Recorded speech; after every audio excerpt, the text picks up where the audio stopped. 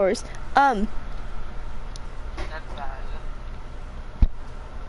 Okay, I was clarifying that the mic was on because guess what? Your girl in the first episode of this forgot her mic was off for about 10 minutes of this gameplay. I'm really smart sometimes. Oh god, someone's already watching. Is it you? No. Oh god. Okay, click a button. This is really loud.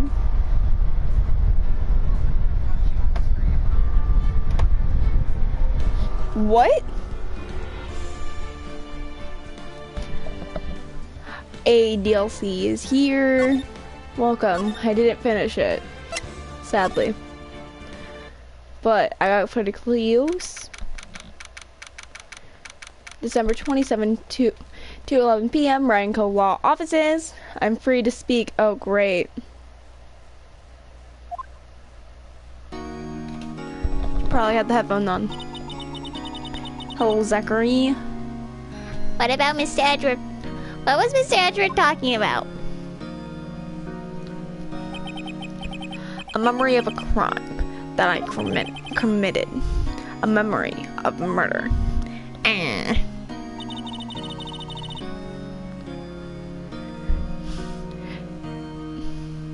Yeah, it wasn't that long. It's only 5 minutes.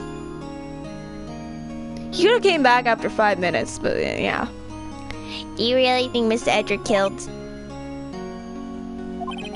I don't believe it. Not Edgeworth.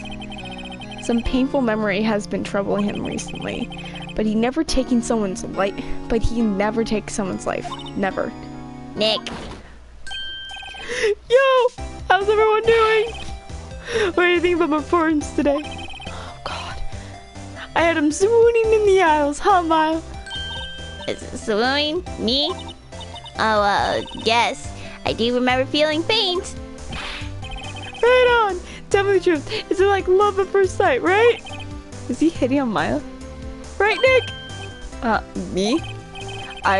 Maybe my heart skipped a beat or two.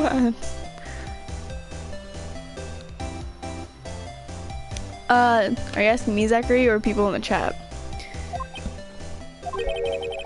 I think you can do better than that. Come on! I say Edgeworth in there, dude. Edgy. You guys should be bowing before me, yeah!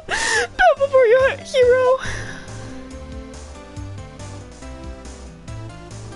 Not really. His voice is probably the easiest voice. One of the voice that I hate, I hate doing Old Bag's voice. Hers is a pain. Also, it's really warm in Angel's room. Okay.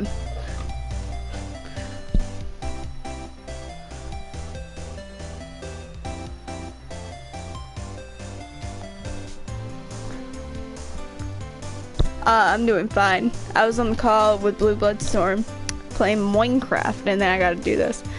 Look at him. He's crying. It makes me happy. Larry, you really helped out in today's trial. You did it. If you weren't in there, Larry, I'm sure Mr. Edward would have been found guilty. But seriously, Nick, that boat shop caretaker guy is suspicious. But Edgy ain't off the hook yet. No, I didn't finish the case last night. It was 12 o'clock when I ended the stream, like on an exact mark, basically. I'm like, okay, I'll finish the last 2 parts today. Way to spoil the mood, Larry. Hey, I'm just a guy sitting in the audience, you know? But from where I was sitting, Edgy seemed pretty edgy.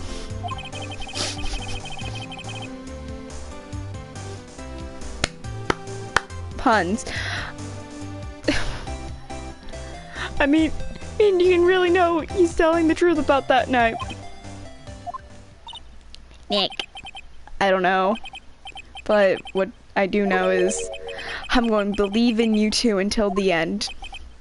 Us two. Edgeworth and who else? You mean me, right? Nah, he means me, right, Nick?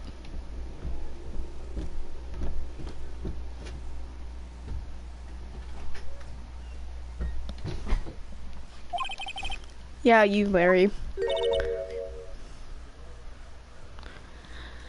Not me? But why, Larry? Huh? Actually, yeah. Why me, Nick? Enough with this silent treatment. Oh my god, Maya. Nick, why do you trust Mr. Edward so much? I mean, he's changed recently, true. But when we first met him, he was kind of a jerk, don't you think? You didn't know him back then.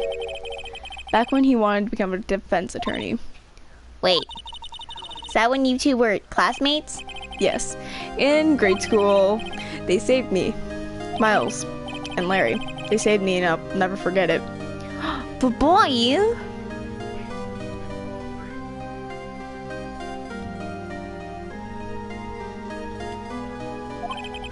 That's why I became a defense attorney, you know? What? Hey, Larry, what is he talking about? Huh? Sorry, I kinda forgot. Huh. Okay, Nick, out with it.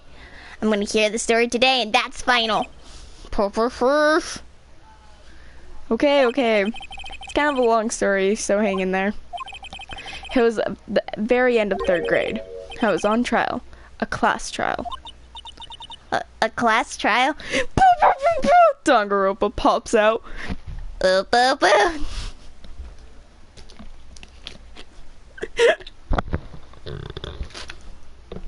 all I can think when I hear class trial. The class trial. Someone was murdered and we had to discover who.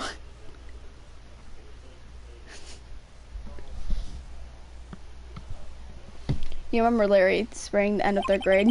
A kid in our class got his lunch money stolen. Lunch money? Our school was really small. Every month kids would bring in an envelope with money for lunch from home. Huh, I see. Anyway, the kid's envelope disappeared with $38 still inside. Oh yeah, now that you mention it, I do remember that.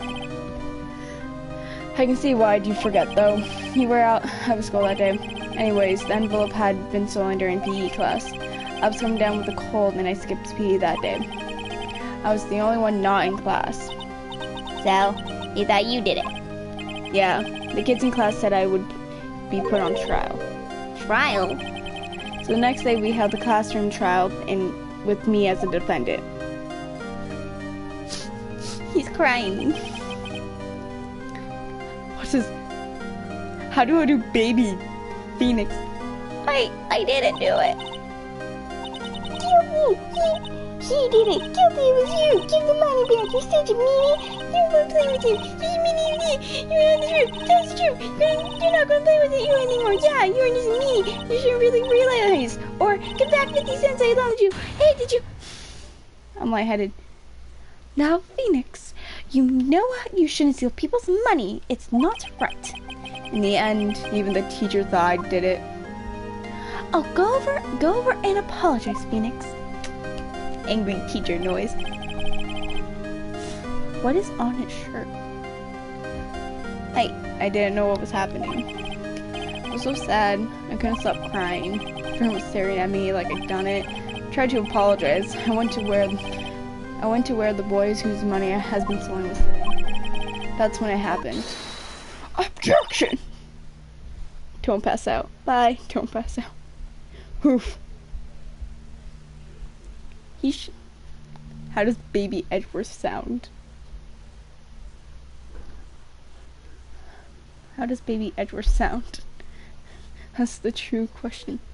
You shouldn't have to apologize. The only thing that belongs in this trial is evidence. Anything else has no place. You should all be ashamed. Ashamed. Miles. Ah! Screech! He's in a little suit and a bow tie. It wasn't you who stole my money, was it? No. Gotta do a little boy voice. Then you shouldn't apologize. Everyone's been shouting you did it and no one has any proof. That's why, Your Honor, this boy is innocent. Ah! Angry fetus Edward. But Miles, it was your money that was stolen. Yeah, he did it. He's the one. You don't need proof. They can say he's Sally. Why don't you all just shut up? Oh, it's Larry. How does baby Larry sound? Hey, dude. Hey, this is what... She's gonna sound like a little girl. This is always how everything's getting up. Thinking on a person. Just think about how he feels. He said he didn't do it, so he didn't do it.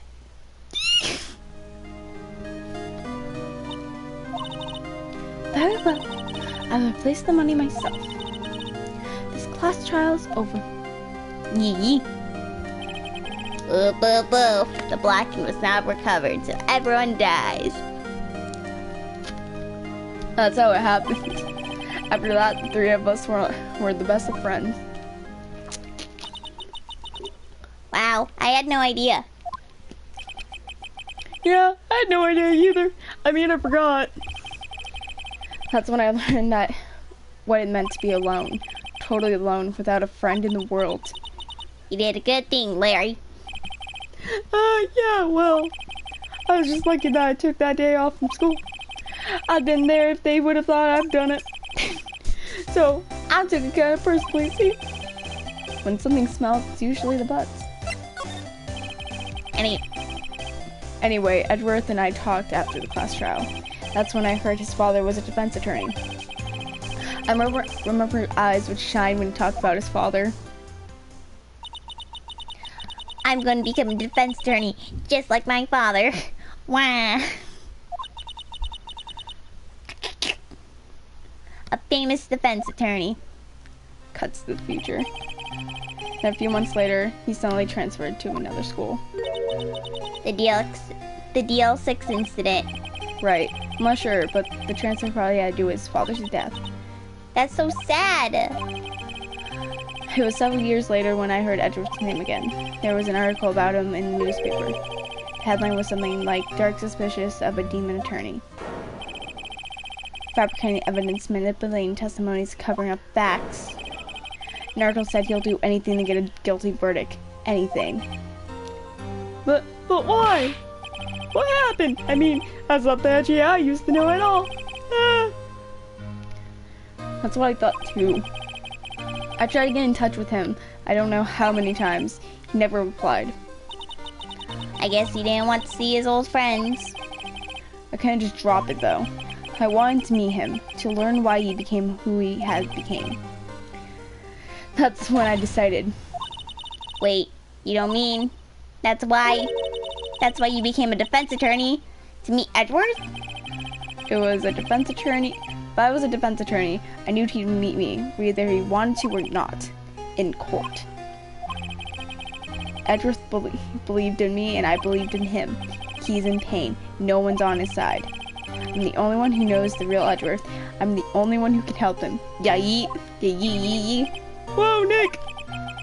So is that why you helped me out for free? Yes. I helped you because I believed in you. Except I don't remember saying I'd do it for free. Oh, Nick! We have to save Mr. Edgeworth. It's the last thing we can do, okay? Right. It's very well may be.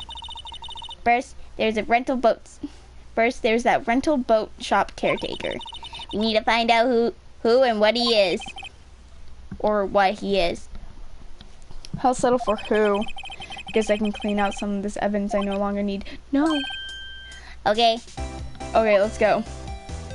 Okay, what evidence do we have left? Okay, we have autopsy, photo, newspaper, map. We have almost all of it. Only a couple things we're taking out. Looks like a lot of testimony was taken out. The empty photo of the lake is taken out. Okay.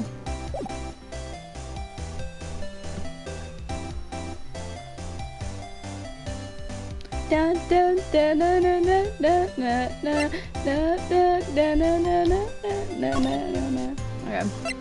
Gourd Lake, I guess. You think you're camping in a good spot? Yeah. Good hiding spot? Who do we got with us today? Only 2 people in You got chat. DLC. and Zachary had to Zach had to leave. Ah. But DLC, Zachary was here and Christian was here. I don't know if DLC Christian's still should here. Still be there at least. Hey, pal. Long time no see. Oh, Detective Gumshoe. Nick, we must discover Nick. White. What?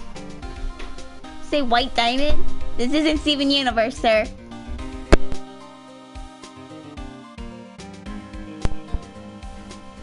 I have done nothing. Goes one today, eh? Worked up at snap my tie now. How do you snap it? Ah, sorry about that. No problem, pal. Thanks to you, we really did it. You mean the boat shop caretaker? Look, I'll make you a promise. I have that scoundrel in my custody by trial time tomorrow. Come with me. It's my duty to you as a police officer. Now I'm off to catch that criminal. Do. Detective Gumshoe sure is active today. Oh, another thing. No one can go in the woods today. The woods? Where a lot of us camping? The woods are off limits to camping, and apparently the park ranger found out. He got pretty mad, so no one can go in there for a while. I guess Latin is in a lot of trouble. Oh, that was bad. Anyway, seeing you at trial tomorrow. Do. Oh, wait, yeah, do. Huh? This little eyesore is missing. Eyesore? Look. Looks like the hedgehog stand is closed too. Guess Larry's too busy worrying about Mr. Edger to show up for work. Hey, I guess boat rental place. Dad! Keith here. Hey, what's up, dude? What's up? Right. Look, English. the old caretaker got away. Yep. I never imagined he might be the real murderer. I know clear in the throat anywhere. Oh, yes. Aha, hello. What might be you doing here? For what? What? Aha. There's my use. Such Santa's first name and you see. I know it sounds too much like gotta do more southern and gotta throw this voice and the southern voice in there, so it'll be a little different like this. Yes, there. Mr. Grossberg, this is no time for ideal reminiscing. Mr. Edger's trials ends tomorrow. That's true, yes. But from what I saw, today's trial, Edger should be fine, right? Well, I'm not sure about that. What do you mean by that? Well, I'm not sure. If I find anything out, come by my office at once. I might be able to offer you some assistance. Thanks. Bye. What do you think Mr. Grossberg was doing here anyways? Who knows? Let's go inside the building. December 27th, caretaker's shack. Nobody's home. Hello! Squawk! Hey, it's Polly! I wonder where your owner's gone to, Polly. Hello! Squawk! I can't believe you run off and leave us. I can't believe you've run off and leave his poor parrot to fend for herself. Hello! Squawk! Can I talk to the parrot? That reminds me, Nick. Polly knows the number to the safe, right? Yeah, that's right. Polly, what's the number to the safe? 1228. Swat? Let's open it, Nick. Come on. I'm sure there isn't any money in there. Aw. But hey, he keeps it locked, right? There must be something of value in there. I'm not sure. Okay, Nick, let's see what's in there. I guess there might be a clue too. The only thing in there is a letter. A letter? Aw, boring. There's no name or signature on this thing. Its handwriting is very precise and clear letters. Get your revenge on Miles Edgeworth. Whoa. Edgeworth. Yeah. Nick, why would Mr. Edgeworth's name be on here? How should I know? I'm going to read this whole thing, my dude. Get your revenge on Miles Edgeworth. It also says, this is your last chance. Now it's time to get revenge on the 2 men who ruined your life. The rest of the letter goes on to describe the murder plot in detail. How to kill Robert Hammond and frame Edgeworth. Hauling Edgeworth out to the lake, getting on the boat, firing twice. It's exactly what I figured out today in court. It's all here, in perfect detail. Oh man. What do you think it means, Nick? I don't know, but it looks like these are the instructions for the caretaker. When he killed Robert Hammond, he called out Edgeworth. He was following instructions. But who could have written the letter? And what does it mean by get revenge on Miles Edgeworth? Look, I don't know, okay? But one thing's for certain.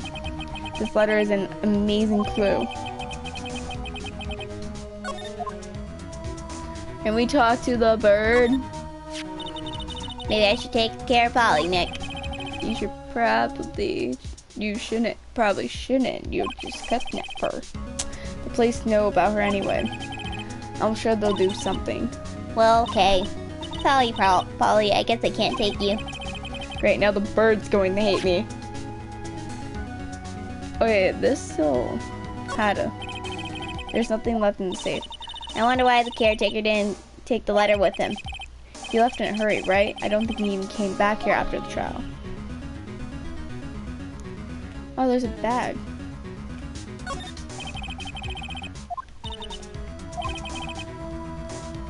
Don't you think the caretaker would mind? Well, we can't just leave him with...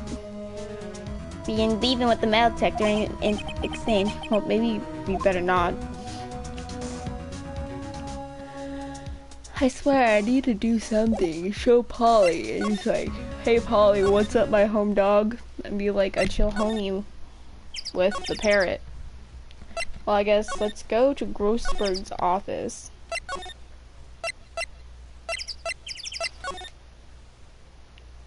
Huh. It's me, Edgeworth. You look as grim as always. Mr. Edgeworth, I heard about the story about the class trial. Class trial? What do you mean? You don't remember? No, I don't. Your lunch money was stolen, wasn't it, in 3rd grade? Lunch money? Oh, right. Yes, I seem to remember something like that. Nick, I think you're the only one who really remembers. Well, it's probably only really mattered to me anyway, so... Yes. Nick, what are you doing? I can see. Mr. Edgeworth, didn't you know? That trial was the reason Nick became a defense attorney. Ridiculous. Gee, thanks. That said, it does sound like you or anything, baka. God. It does sound like the kind of thing you'll do. You haven't changed a bit, have you, Wright? So simple to a fault even. Pheonix, I have. Well, what? There's no cracker emoji. Well, maybe yeah, but I think you changed Pheonix, too much, one Edgeworth. thing to ask you. What is it? What is it, Edgeworth? Touch my wee-wee. Stop. I am not French, Edgeworth. Stop. My wee-wee. Perhaps. Edgy. Hey, Edgeworth, why did you become a prosecutor anyway? You used to look up to your dad. You said you wanted to be a defense attorney, right? I couldn't let myself deny reality like you. What do you mean? My father was taken from me, and you want me to defend criminals? I'm sorry, right, but I'm not that good of a person. He says as he gives all his money to charity. No, I understand where Edgeworth is coming from. Oh yeah, no, they're Like 100%, because like, told mom like I said I want to be a defense attorney, and she goes, you really want, like, you're going to be in the middle of a trial, and you're like, yeah, this guy's innocent, and then a piece of that is going to be appeared, and you're going to piece it together, and you're going to realize they're a murderer or something like that, and you're just going to sit there and want to cry because of how wrong you are, and you're defending a criminal. I'm defending Larry Butts. I'd rather look at a guy who's innocent and say you're a murderer than look at a guy who's a murderer and say you're innocent. Let's see. One's a lot easier than the other. What if they're both Larry Butts then? Oh, then either way, should go to prison. No, because if I was a defense attorney, that means I'll be defending Larry, and I would not do that. If you're prosecuting Larry Plus, then Then I'll throw him in prison. you're still prosecuting an innocent man, for the most part. Still, it's easier to look at a person and go, you're a murderer, than look at a murderer and say you're innocent. What are you doing here this time? I littered. Well, more like the police saw my face and they just threw me in here. One suspect was apprehended in your father's murder, right? Yes, the man was trapped in the elevator with my father. His name was Yanni Yogi. He had to be the shooter anyway. He had to be the shooter. Any way you look at it. Yet, he was found innocent. The defense attorney got him off the hook. That would be Robert Hammond. On the day, I turned British. On that day, 15 years ago,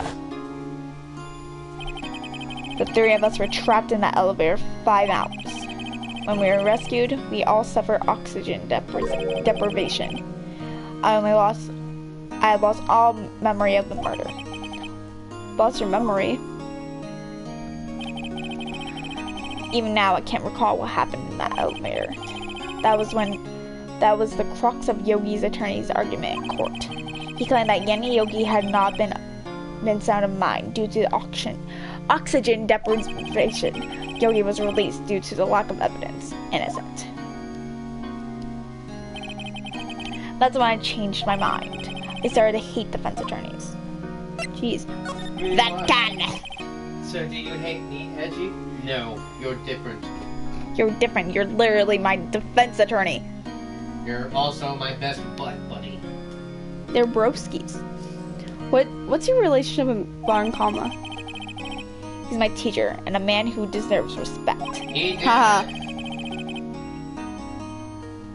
Okay, DLC is having a nap before work. I learned everything I know about courtroom techniques from him. So he's like my sister was to you, Nick. He was a perfectionist in all things.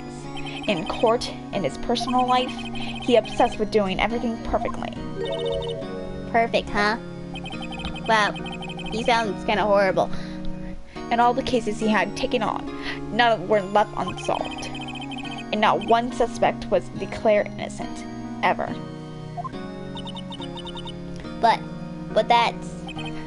I know. It's possible some of those suspects were indeed innocent. However, it's impossible for us to accurately determine in every case.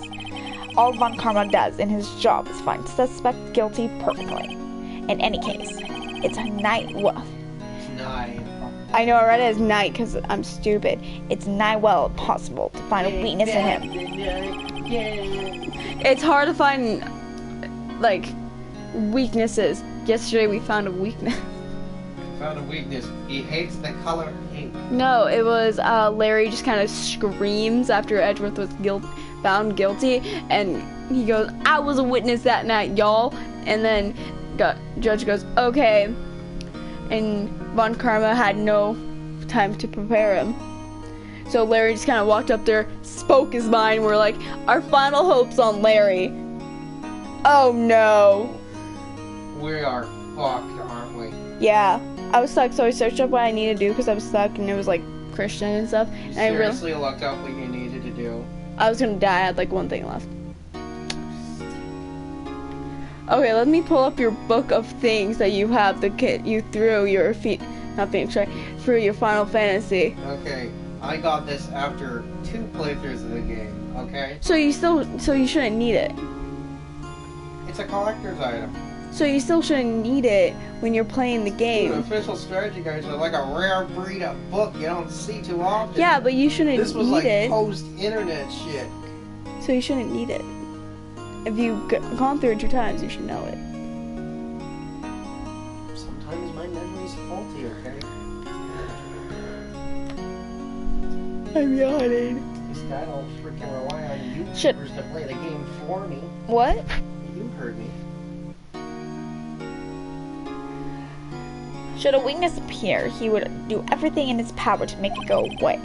Edgeworth, what you're saying is true. You're head for a guilty sentence tomorrow. He's right. Now it's no time to praise the enemy, Mr. Edgeworth. Huh. It's a strange situation and fault I find myself, I admit. No kidding. Present your attorney badge. No, I'm gonna present this. Edgeworth, see this letter? This came out of the safe in the shack where the boat rental caretaker lives. I see. Revenge on me? Who is this old guy anyway? I don't know. He could be an innocent defendant you got declared guilty or something. Nice, right, but I don't remember that old man. Not at all. So he was following his letter then. Which means there was someone else behind it. Squawk, Now it's the time. squawk, it's the bird. Now it's time to get revenge on the two men who ruined your life. Two men, meaning myself and Robert Hammond. It also says that this is your last chance. Last chance. Wait, maybe. Maybe he's talking about this statute of limitations on the DL6 incident. Wait, that old man. What is it? Do you know who he is? Yogi. Could it be Yogi? Yogi? Yogi? The suspect in the DL6 incident. The one who found innocent. What a freak. Yanni Yogi was a court bailiff at the time. He just happened to be in the elevator together. English? He just happened to be in the elevator together 15 years ago. Shake.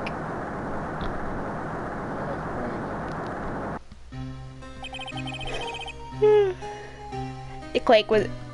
Well, I did Maya and tried to do Edgeworth at the same time, and that did not work. I am Maya's worth. Maya's worth. The quake was incredibly strong. Before I knew it, everything was dark. We were there for so long, it felt like forever. The air thinned, and the darkness closed in on us in a little box. We became unsettled. Help! I can't breathe! Quiet. I don't know, what does Edward's dad sound like? Quiet, I said. Quiet. You're not making this any Quiet. easier. Quiet, I said. You're not making this any either. Edgeworth, but older. I want to get out! Wait, I do this for your man, so how does a young version of this sound? How does it sound as a young boy? How does this reflect as a young boy? I want to get us out. Oh, help! I want to get us out. Don't shout, you just use up more oxygen.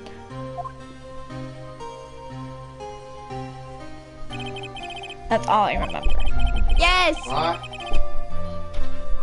That was broken. He needs to go start food. You already did.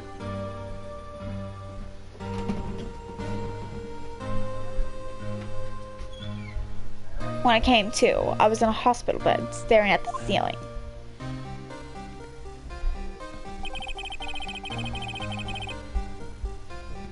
In court, Yanni Yogi's mental condition was called into question.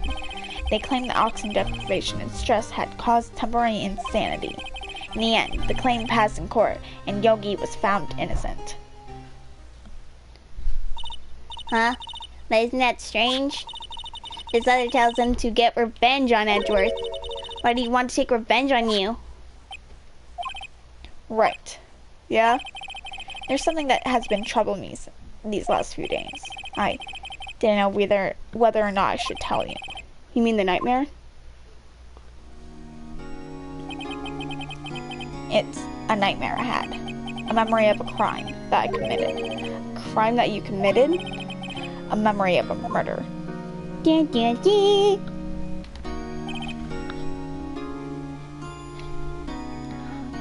I think the time has come to tell.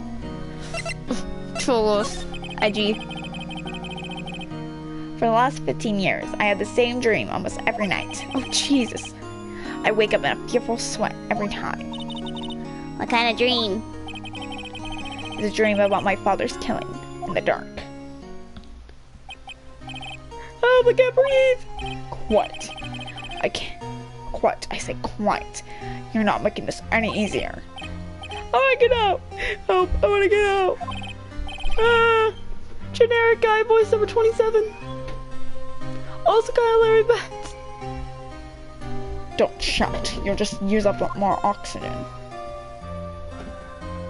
Work. Alright, I just read that. What? Stop breathing my air. I'll stop you. Oh, what? What are you? Stop breathing my air. No. Father. No, father. He's attacking father. I think you got the voices mixed up. Oof. No, impossible. Then I see the pistol lying at my feet. I don't know if it was evidence from the day, the court, or the bailiffs. In a daze, I picked up the pistol. Do you see the picture? Mm-hmm. He didn't shoot it. He chucked it. He doesn't know how to use this. He's like 4. He's not me. And he chucked it. You didn't even use a gun when you were 4. Yeah. The oldest you were when you were 6. No, that's when I first owned the gun. We had guns. We had 2. And then we'd use those 2 to trade it in. I'm old enough. I'm allowed to. And plus, we don't own it. It's our parents' guns. We just know how to shoot them. People are allowed to use guns. Also, we're far enough into it. You 2 can only check about 4 minutes into the thing. Anywho, let's... Alright. Get away! Chucks the gun. Get away from my father. There. Oh, well that sucks. The bullet... Wow. And that scream, I awake. It's a bone-chilling scream. A scream that has rung in my ear for the past 15 years. But that's just a dream, right? Right. That's thought it's the only thing that's been keeping me sane for the past 15 years. But what if I'm wrong? What if it's real? They say that sometimes people shut out memories in self-defense. Maybe it was I who killed my father. What? If you think about it, that way this letter makes sense. Getting revenge on Miles Edgeworth. Think about it. Yogi was really innocent. That's why he wanted revenge against me. Wait, Edgeworth, you mean... It was me. I was the true criminal of the DL6. I shot my father. This is bad! Oh no. What are we gonna do, Nick? What can we do? I don't know. I don't think there's anything we can do, like it or not. And there's someone else who knows a lot about the DL6 incident, maybe. There is, Nick. There's someone else who can help us with the DL6. Let's go to that place. Grossberg's office. December 27, Grossberg Law Offices. Mr. Grossberg. Hello there. What's wrong? You look troubled. Troubled? You gotta do... It's a certain version. Okay, got it back. No kidding. I can't believe you're not. My. Just calm down. Tell me what happened, Okay. Gotta keep this first. Not this first. There's a 7 version of this office. It's Mr. Edwards. He... Shabs. Crying to a judge. I see. So Edward dreamt to be shot his own father. It's only a dream. Only a dream. I wonder. What?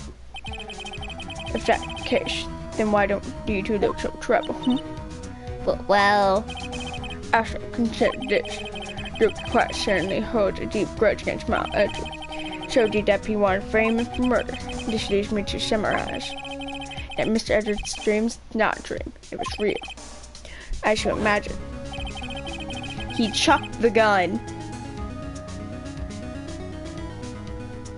Miles Edward threw the pistol, shoot. It was fired. The pistol fired. Indeed, it was done. No, I don't believe it. Hugo was suspected for murder and carried barely was irrelevantly wrecked. Death shot revenge from Miles Edwards. Yet there was the last chance, of course, for the statute of limitations show collapse. What? I'm yawning again. No! What do you know about Edward's father? He reached the fence turning about without peer. It sounds trite, but it's true. Well, he may have one old peer now. I think about it. You're mental. Me a fact. My sister? Regularly after was very disapproving Mr. Von Karma techniques. Okay, Tommy. That's no surprise. Von Karma's extreme man, forging testimonies, evidence, and nothing to him. Tommy, we've hired you a defense attorney, but there's some bad news. Larry Butts. Yeah, it's Larry Butts. No. Okay, Larry, sit here. Got this. Boom! Objection! No, that's not how court works. Anyway, this is exactly how the court works. You have something right here. It was like glitter. I don't know. You just say I was right. The result, he had a perfect win in court. To beat him, Gregory Edward tried to call attention to his message. And? He lost. He died in despair, as it were. I see. When Gregory Edward was killed, the police called on spirit medium. There was your mother, Mr. Fair. Hey, Mom. I'm Gregory Edworth and I've been killed. The one who shot me was the bailiff, Yanni Yogi.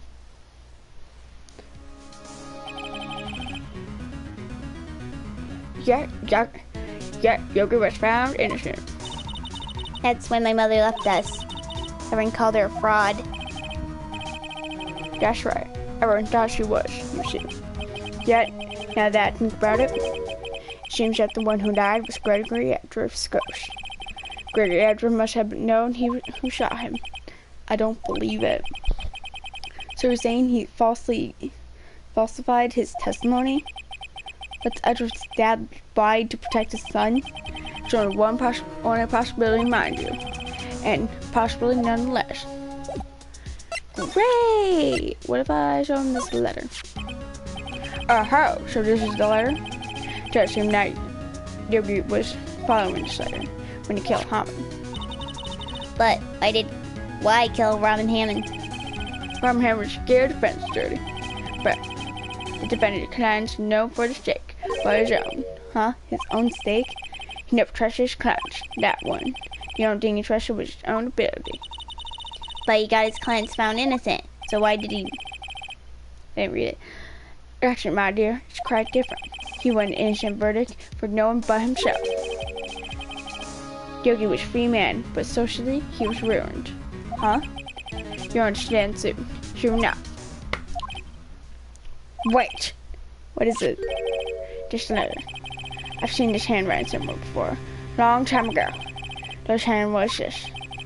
Do you have any idea who wrote this? Manfred von Karma, I think. I don't know. I don't think I was supposed to come here yet. Ah!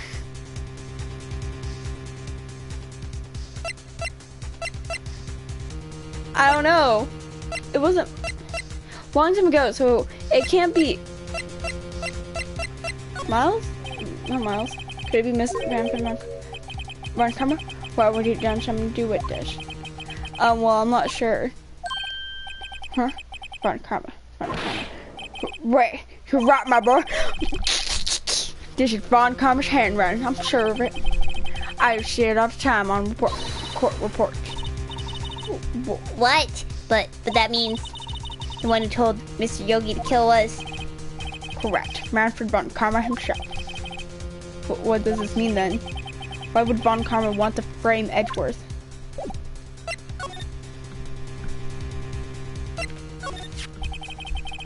It's true. Okay, so when dinner's done, go do the dishes like you were supposed to do. Maddie did them. Those are dishes from Lizzie's room. All of them are. Both of them.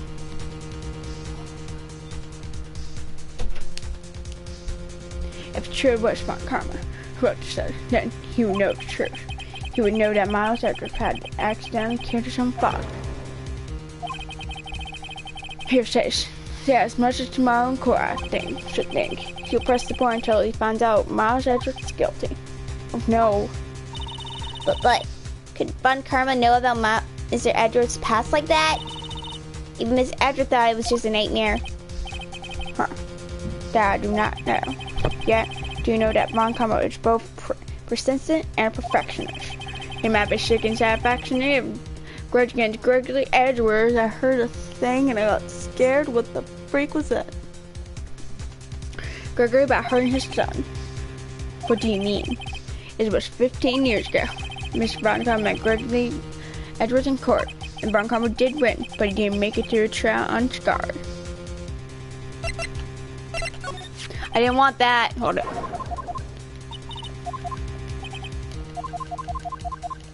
Alright, this one. What happened in the trial between Edgeworth's dad and Von Karma? Mr. Von Karma got the guilty verdict he wanted. He won the trial. But Gregory Edgeworth accused Mr. Von Karma of faulting evidence. And though he lost the trial, Mr. Edgeworth's accusation stood. Faulty evidence. It was the only penalty Von Karma was ever received in his career as a prosecutor. Gregory Edgeworth dealt a blow to his perfect trial record. Wow. It must have been quite a shock for Von Karma. He took vacation for several months after that, you see. A vacation? Yes, an unusual event for the man. That was the first and last vacation he's taken in many years of prosecuting. Really? He doesn't take vacations? Like go on the sea or go to the mountains? Don't tell me he's never been to Europe. Come on, he's freaking German. You have strange ideas about vacations, Mal. Net cash. That was the only time he took a vacation from work. Believed the penalty of him quite a lot. Odd, if he wanted to keep a perfect record so badly, why would he take such a long vacation? What did we do, Nick? Miss Von Karma's going to bring up the DL6. You can bet on it. What? Mr. Edgeworth pleads guilty to the DL6. I won't let him. Not my broski. Ooh, that was a pop. Yes, Mr. Wright. I'd say this. But even accidental murder is murder, you know. I know that. I just believe in Edward's innocence. I can't believe he's killed someone. But Nick, Mr. Edgeworth admits it himself. His father must have lied to protect him from beyond the grave. I don't care. Listen to my words. I don't care. He's my broski. I know he's not guilty. Mr. Wright, if you say so, I suppose I could go check again. The police files might hold something in interest. Mr. Grossberg, thank you. I can't promise anything. In fact, I think Trent should find something I should name. I understand. The police materials. Okay. Do you have anything else I could present him?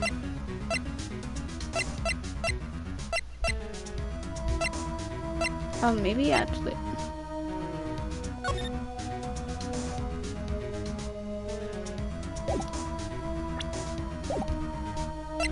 Okay, I think I'm done here.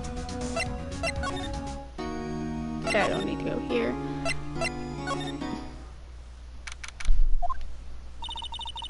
There's hardly anyone here. Everyone must be out looking for the old guy, Yogi. Ah, it's you. I don't think Gumshoe's coming back today. He's staying out late looking for someone. Sounds like Detective Gumshoe is pounding the pavement for real. We were wondering if we can check out the records room again. Well, now, I just can't have anyone wander in there. Well, I guess Mr. Von Karma is in there now anyway. And go in as long as he's in there. Von Karma? Yes, he arrived. Just arrived. I don't want Nick, let's hurry. I don't want to go in there. I want to get pummeled by the old guy. Oh, that's what you do too. Dusty as always. We were only here just yesterday. I'm sure they just haven't had time to clean. What's wrong, Nick? Nothing. I was just noticing he isn't here. Von Karma. And what about this? Huh? One of the drawers here is open. Someone's been looking in it recently. The label says unsolved cases, evidence. unsolved cases. Nick, the file for DL6 is completely empty. What? What are you doing, huh? Karma. Yeah. How do you know my name? Huh? Have we met? What are you saying? We see each other every day, don't we? We're Miles Edgeworth's defense team. Defense team. I beg your pardon, but I barely remember defense attorneys. They're like blocks to me, nearest things to be crushed. I can see how this guy was Edward's mentor. I mean, look at the suit jacket. It's just all there. Mr. Edgeworth, what is this? You're a student, right?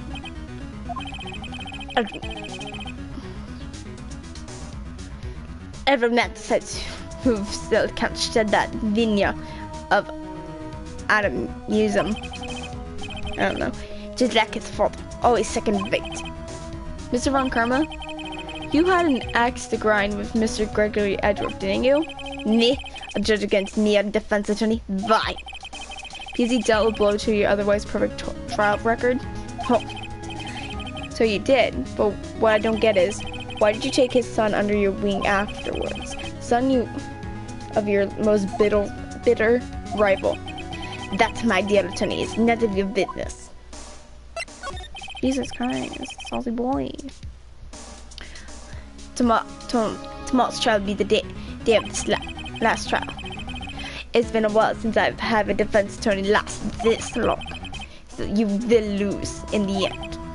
Miles Edgeworth will admit to his own guilt. His guilt of 15 years ago, you mean? You've quite the researcher. If you've done your homework so well, then certainly you must understand. You know that Miles Edgeworth will to the court tomorrow. You were right. So Von Karma's going to bring up the DL6 in court tomorrow. Great. Now I'm gonna go do the super thing. Present him. This. Mr. Von Karma, have a look at this. This was you, wasn't it? You instructed Yanni Yogi to commit murder. Yanni Yogi. How many years has it been since I've heard him called by that name? He's a fool. I turned the bun after reading it. What? Sorry, you admit it. You wrote Mr. Yogi this letter? That's my dear defense attorney. Thank you for taking the trouble of bringing it to me. You've saved me from a lot of needless hassle. What? Nick, what is that thing? Great. A stun gun for self-defense, usually. Indeed. 6,000 volts would cross through your body like a dog touching electric fence. 600 steps. Oh, don't worry. People don't die from it, usually. Now give me the letter. No! No! Well, whatever. Nick, run! Ah! Maya! Maya! At the byway. Wah! Great. I just got tased. Great. Ugh, he got us. The letter's gone, of course. And he took DL6 evidence. All of it. Back to having no clues. Wait, Maya jumped first. Maya, she okay? Maya.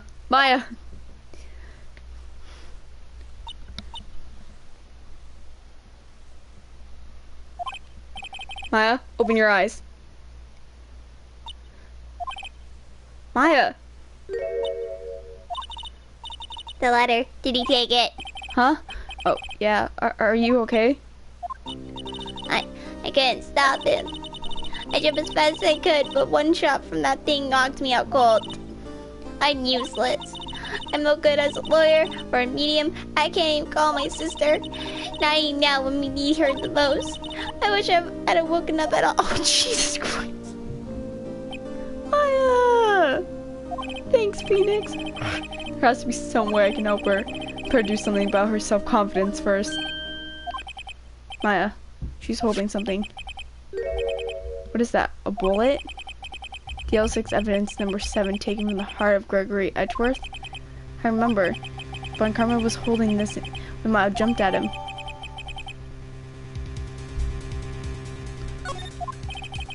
I'll prove it to you, Maya.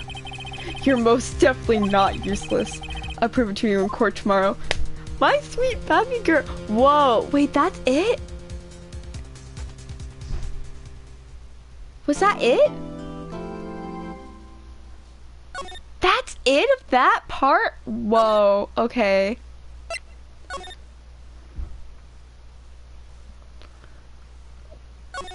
Whoa. I didn't expect to get this far. December 28, 1951, AM District Court, defendant lobby number 2. This is it. Judgment Day. Today's things are going to get settled at last. A lot of things. What's the big deal? Sorry, Nick. I only touched your shoulder. I guess the shock hasn't worn off from my run-in with the sun gun yesterday. Anyhow, today's the last trial. Good luck, Nick. Yeah, thanks, Ma. Edward's looking glum as always. Hope Von Karma didn't push him too hard. What? What are you doing? Sorry, I'm sorry. I just thought I'd cheer you up with a pat on the back. Maya, maybe you should go outside and discharge. Okay.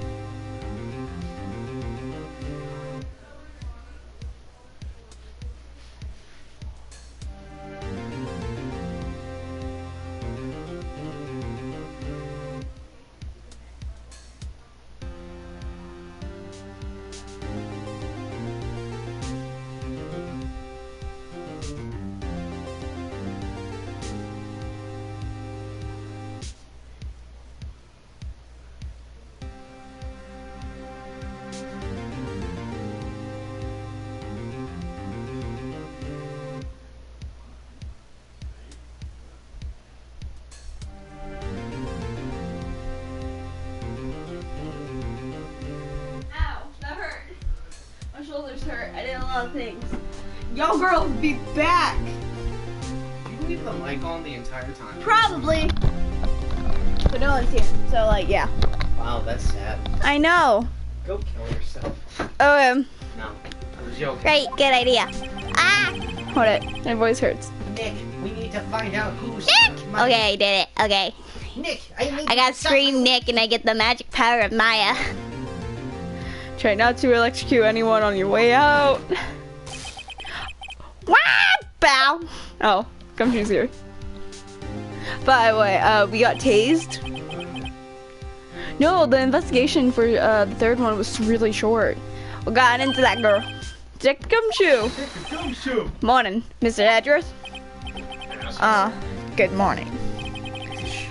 How did it go, Detective? Have no fear. As promised, the capture of our runaway. I captured our runaway caretaker. I just brought him in, pal. I immediately had pal because I just... Yeah. Took all night. Alright. Yeah, Mom?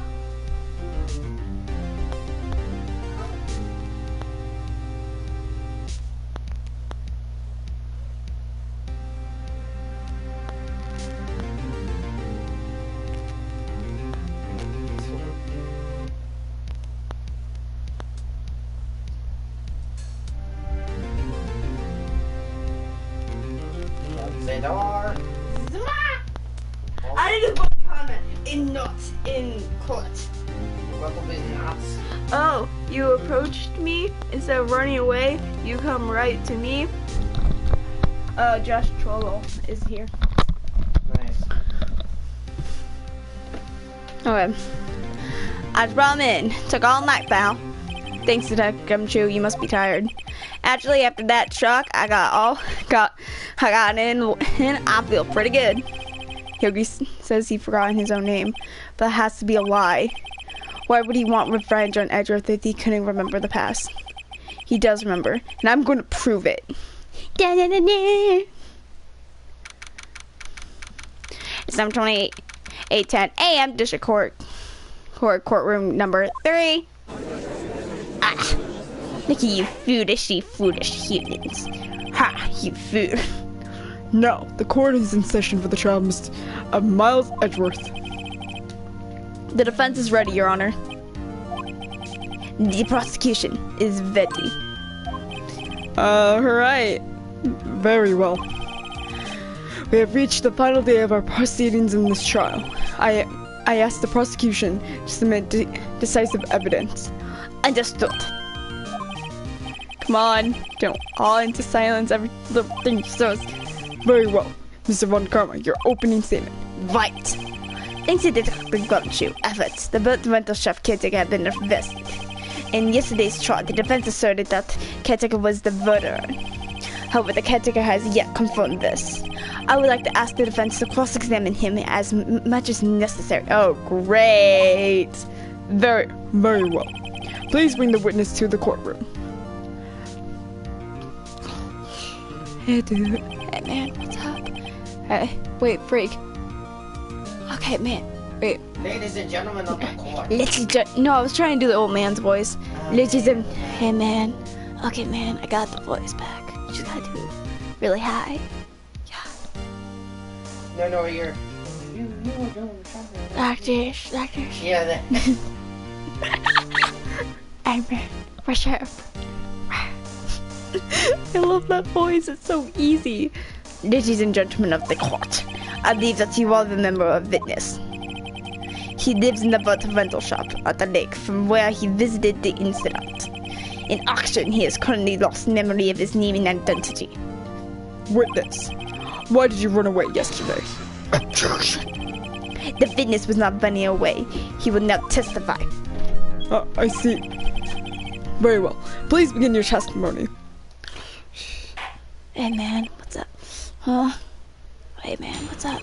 Hey, man, fresh air. Okay, I got your first pack. Fresh air pack just even yesterday, like I did. But I wasn't running away with it. I went to buy some food for Patty. I figured I got nothing to do with the incident anyhow. Or I mean, I need to do some motive things, right? And I don't got one. Should I touch my history, Sanchez? But you do have some motive. Very well. Let's begin a cross-examination, shall we? He has to know his name. Yenny Yogi. You're Yenny Yogi and I'm going to prove it. Yee. Oh no. I was gonna say we can present the letter. Guess what we don't have? We have... Let me see. Oh, we saw the file? So... Does it say Yenny Yogi anywhere in here? Son, one below is wide. No. Court bailiff trapped in elevator. Fiance Polygen. Wait, due to memory deprivation after his loss, fiance Polly Jenkins committed suicide. That also explains why his bird. Oh, that's weird. He names Bird after his dead fiance. Polly.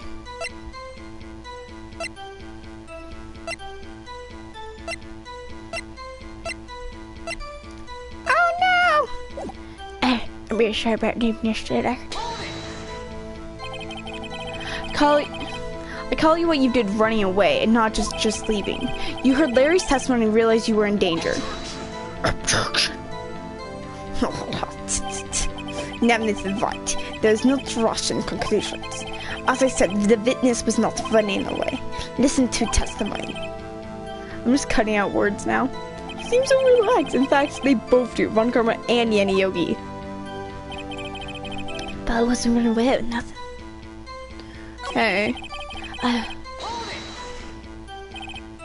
Food? The pilot's a bit of a good man to see. You see, I got just the right first. Well, pilot's a bit of a good man to see. So it's these high-quality bird patterns from France. And you would have them in the pet shop downtown. But you were arrested until this morning. Why didn't you go back to the caretaker shack? Well, I got lost, you see. The witness has trouble remembering things sometimes. When the police apprehended him, he was on his way back to the shack. Yeah, right. Next try, Von Karma. No one's gonna believe that. I see. So he was lost. Yes, Your Honor. Come to your senses. I figure I should got nothing to do with it anyhow. You lost your memory of your memory. Is that correct? Yep, seems like it. That's the parrot, damn it. Then how do you know that you didn't have anything to do with this incident? Or maybe you're lying about not having your memory, You know exactly who you are. Objection. The witness has testified quite clearly that he has no memory of who he is. You claim that he is lying and should court with truth. How am I supposed to prove that what's going on in that old Cotter's head?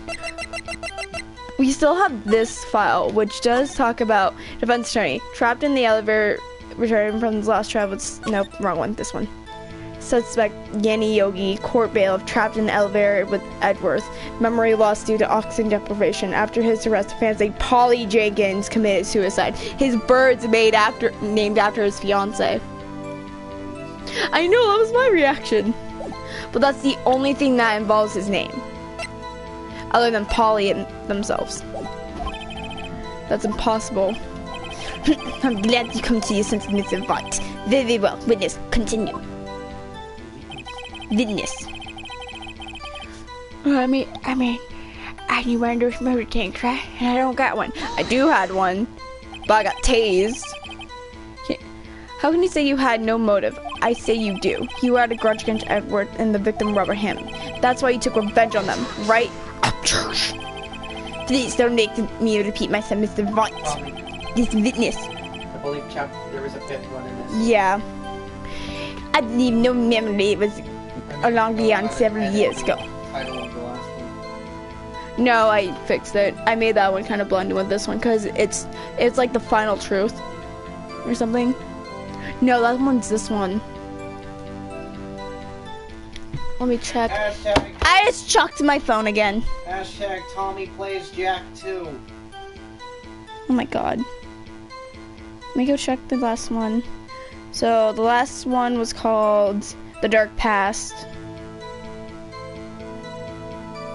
Yeah, it was called The Dark Past.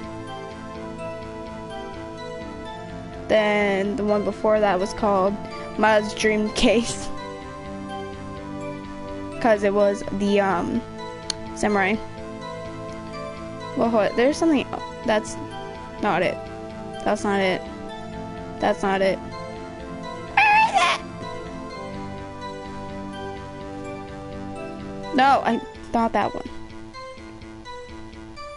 I'm being a moron. It's right after. Yeah, this is the last case. The last chapter on it. So, yeah, I guess you would have to go in and edit that. And take that out. Ew, that's my voice. Okay. He has a childhood grudge. It's impossible. I approve that he's lying about his memory. Otherwise, it's going to be the same thing over and over until the trial ends. Well, sorry, I got tased by the guy across from me. Might I say something, Mr. Wright? Yes, Your Honor. You've been saying the same thing over and over now. You've been calling the witness memory of the past or backup therefore into question. Does this really have anything to do with the current case? Yes, Your Honor. Yeah. Of course, Your Honor. The witness said he has nothing to do with the case and no motive.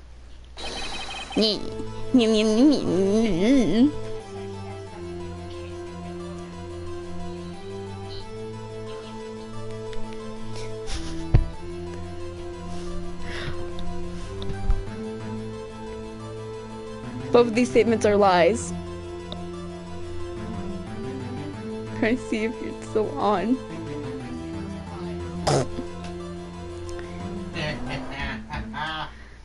Eat your tablet.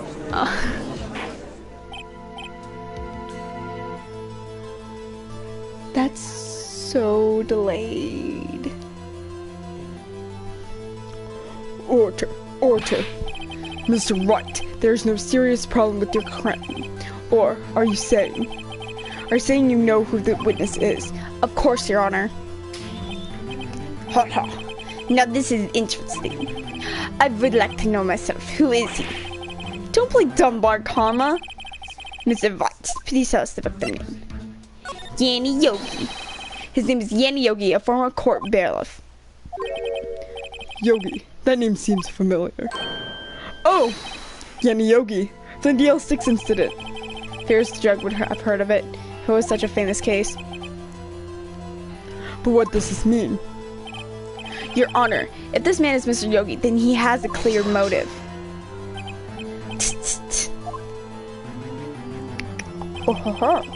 Jumping to conclusion again, Mr. Wright. This witness is Yakioli. Fascinating. However, how do you propose to prove this into court? This is a court of law. You made a call from you need the proof. And let me repeat. The bird! Can I present the bird and say the bird knows it? Star, you need to present the picture of the bird first.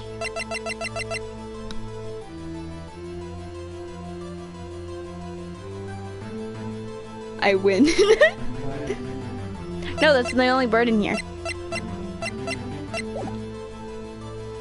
And let me repeat once more that the witness has lost his memory. This is it. I have to do this now. Can't prove that it's Yogi right here, right now. I got nowhere else to go. Nick, how are you gonna prove that? Prove it! How can you prove that he's Yanni Yogi? It's okay. It's actually quite simple. Your Honor. Please take this man's fingerprints. Then we'll compare them to the fingerprints on the file for the Yanni Yogi 15 years ago. I see. That makes sense. Huh? I'm so very, very sorry, Mr. Wright. Why? It's right. I don't care, Mr. Wright. Mr. Wright, the witness has no fingerprints. Oh, great, he's one of those. How can he make noodles then? So our fingerprints are made so then we can grab things. If we didn't, it would just slide off. Like, so you see how it still, if I go like this very lightly, his goes like on the back of your hand and it would immediately slide down. Like if you hold it with the back of your hand, really lightly. But I can't do that because yeah. Also, quit fucking with my pencil. Why do you have a fidget spinner? Okay. What? What? No fingerprints. I see. Before I worked as a caretaker, I worked at camp. Okay, so question. You wait, what? I burn my fingers working at chef. What? Yogi, you sneak. You burned your fingerprints off the behind your past. Well, if the witness has no fingerprints, because we have no able proof. Use his toe prints. Take a DNA test. They didn't have that. Think about it. We had DNA tests. Yeah, I guess it would be in 2001. Yeah, there would be. No. What would you do, Mr. White? My shocking ability. You chased us and took our evidence. He took the evidence that he was Yogi. It's in his case thing. It seems that the case has been decided. No. No! I know what happened. I know everything! I just can't prove it. No, I can't let the end like this. Can't lose. There has to be another way. I can't. There's no one to act. There's no one who can testify. No. I'm trying to do these. Today, Junior. There's no one who can testify as this witness is. No one. It's because I'm trying to do the V for who, but who doesn't have a W. Something like witness is witness. The, but it doesn't sound proper. Nick, what are we gonna do? I didn't even consider that he might have erased his fingerprints. What do I do? Then Mr. Wright. Plus we'd like to cross-examine his parrots for a comic. Yes. Yeah, very funny. You're a sore winner, Mr. Von Karma. Wait a second. Cross-examine the pigeon. Wait. Cross-examine a pigeon. It's a parrot. I said pigeon. Yeah, you said pigeon. My friend's gonna be proud of I me. was about to call you out on that. Pigeonsonly.com, my guys. Are you retarded? No, that's an actual website. I know. Me and my friends made it. I know. I still have to ask, are you retarded? Because you said pigeon. No, I just really like pigeons, apparently. Cross-examine his parrot. What is it, Nick? No, you're not going to. Your Honor, I would like to cross-examine the parrot. The defense would like to take Von Karma up on his proposal. Take Mr. Von Karma up? On my proposal? Exactly, Your Honor. I would like to cross-examine the witness's pet parrot. Ha! You fool! What? Is he fucking retarded? Order. Well, what do you think, Mr. Von? You need to ask. This is farce. I object. Objection. Wait a second. You are the one who suggested I cross-examine the parrot, Mr. Von Karma. I keep saying Mr. and he's not saying Mr. I have the right to do as you suggest. Then, if you're not desperate, if you're so desperate, please be my guest. Of course, should you go through this, if nothing comes of it, I hope you're ready for consequences. Nick, this is crazy. Wow, that sucked. Then I am doing it. Maybe not. Let the parrot take the stand. I will cross-examine her, Your Honor. This is the most ridiculous thing I've ever heard. Mr. Barkon was rigid. Every person says me every piece of evidence. Except the parrot. She's my last chance. Oh man. At last, I think so. At least. I can't read. I'm dyslexic. I mean, there is Larry. No. He already had his time to shine. My knee just popped really badly. Bailiff, bring in the parrot. Parrot time. I love. Look at her. She's a queen. That's quite a bird. Please tell us your name. Name. The witness is ignoring me. It must hurt to be ignored by a bird. Very well, witness. Who's your honor? Please testify. Please testify to us. Squawk. You have to say Polly. Ow, ow,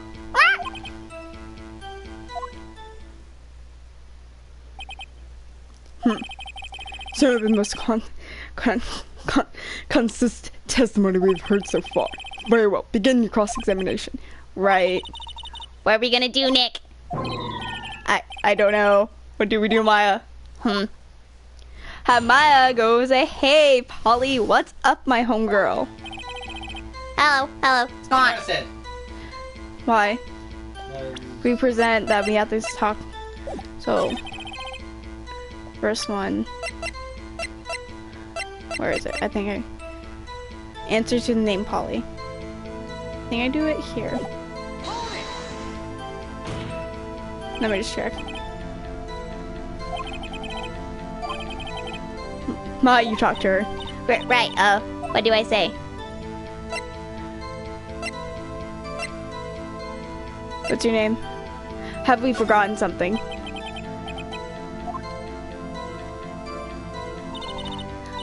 Polly, Polly, have we forgotten something? Squawk. Don't forget the DL6. Squawk. If I can get Polly to say that here, that will prove that the caretaker had something to deal with the DL6. Polly, have we forgotten something? Squawk. Hello, hello, squawk. That's not what you're supposed to say. Forgot something. We forgot. Hello, hello, squawk. Uh-oh, it's not working, Nick. She won't say it. This is ridiculous. Why won't she say it? Something the matter, right? The bird. This ain't even the right bird. Wait. Don't tell me Miss Von Karma expected this. He could have retrained the parrot. Could he? Did he train her not to respond when we asked if we forgotten anything? Great. Now let's go back. Press her again and ask her a new question. Oh, this is the safe number.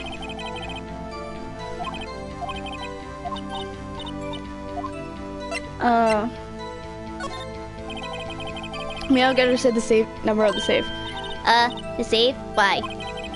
Let's just try to get her to say anything, okay? Polly, what's the number to the safe in the shack? 1228 1228. My, what a reckless parrot. Well, Mr. Wright, you aren't claiming that this number has something to do with the caretaker. It actually does. Actually, it does. That's why I had her say it. Hack! Ridiculous. How can this number to the safe tell us who the caretaker is? Show us your proof. Oh, you took it though. You took the proof though. How do I show them that they took the proof? Present your ID badge. That's not how it works, Angel.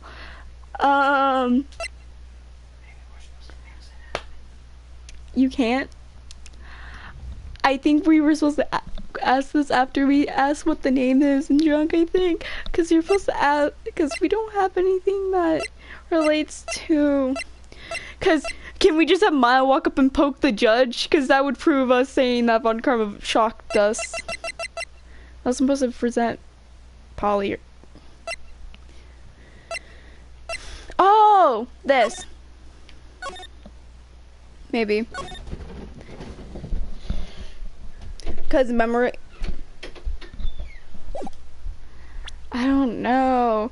What could possibly link this number to the caretaker's true identity? I don't know. Okay, let's go down with the hard facts. Not gonna be this one. Well, actually, what if it is, like... Angel, what do I do? I have nothing. Grab some of these. I want one. I said one. I don't want this one. Too bad. Take it. Why? I don't want it.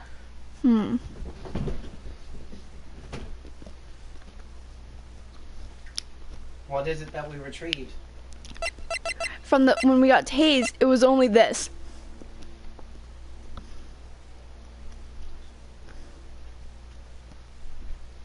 present that, maybe? No.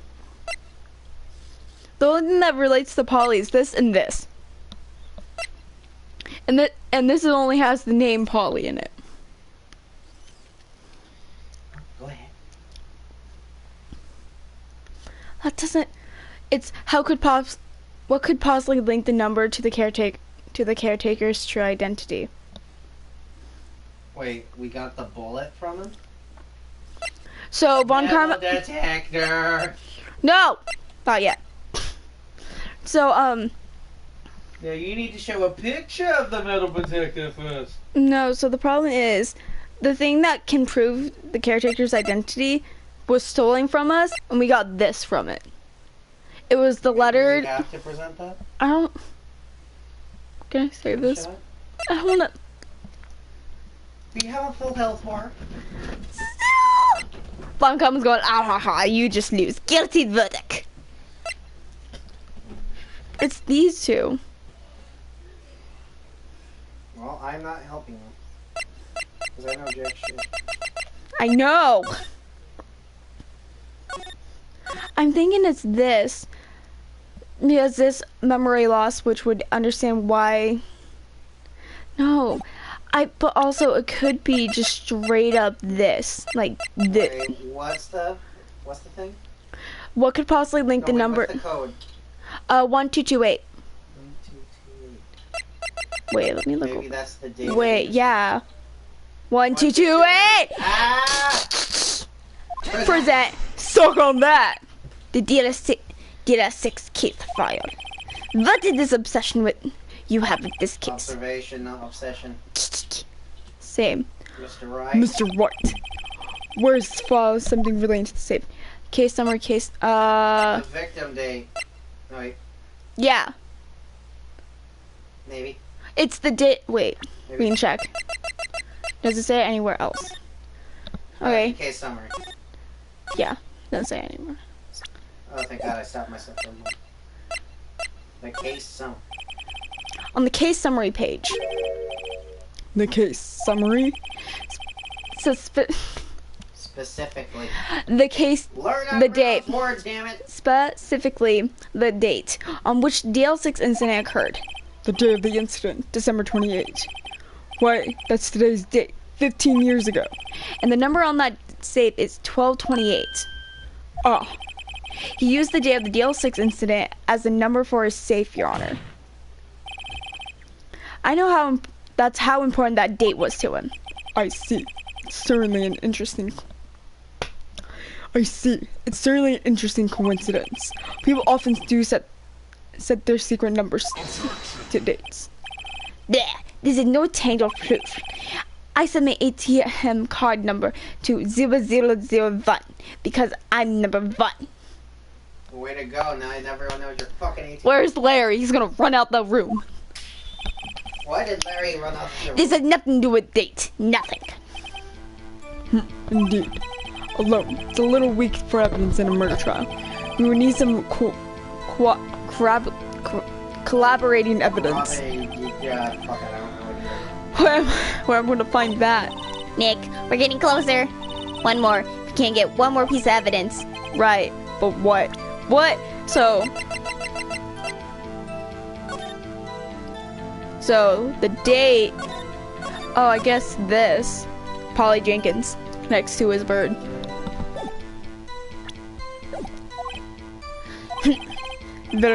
Very well, witness. You may continue. Well, guess we tried to get some information out of her. We need to show her the... Great, so it's our last thing.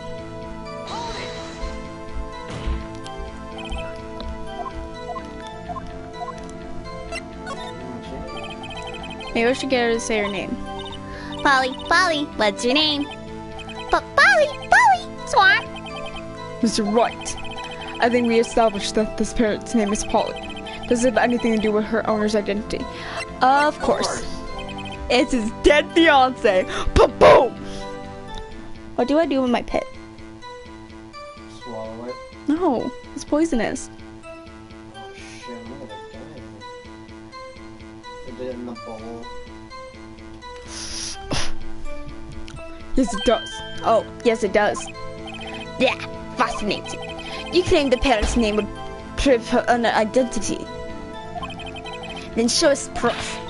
Nick, you don't think you're taking the bluffing a little too far? Listen, we're not here to answer the question of who is the caretaker. We're here to prove that he's Yanni Yogi. All we have to do is tie the name Polly to Yogi.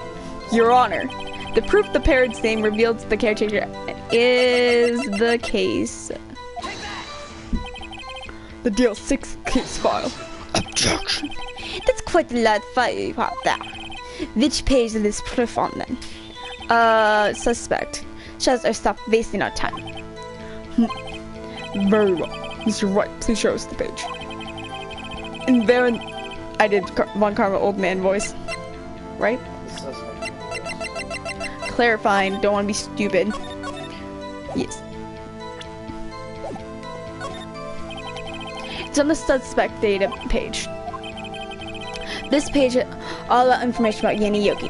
Right after he was arrested, his fiance committed suicide, see? Indeed, it does say that, yes. What is his fiance's name? Polly Jenkins. Polly. Exactly, Your Honor. He wanted to remember his name of his fiance who had committed suicide. That's why he named his parrot after her. That's why he named his parrot after I see. I guess that is possible. Objection. Blah, it's mere coincidence. That's wrong. My granddaughter has a dog called Pheonix. When it's a Pheonix, right? Does that make you my granddaughter's fiance? Yes. Yes.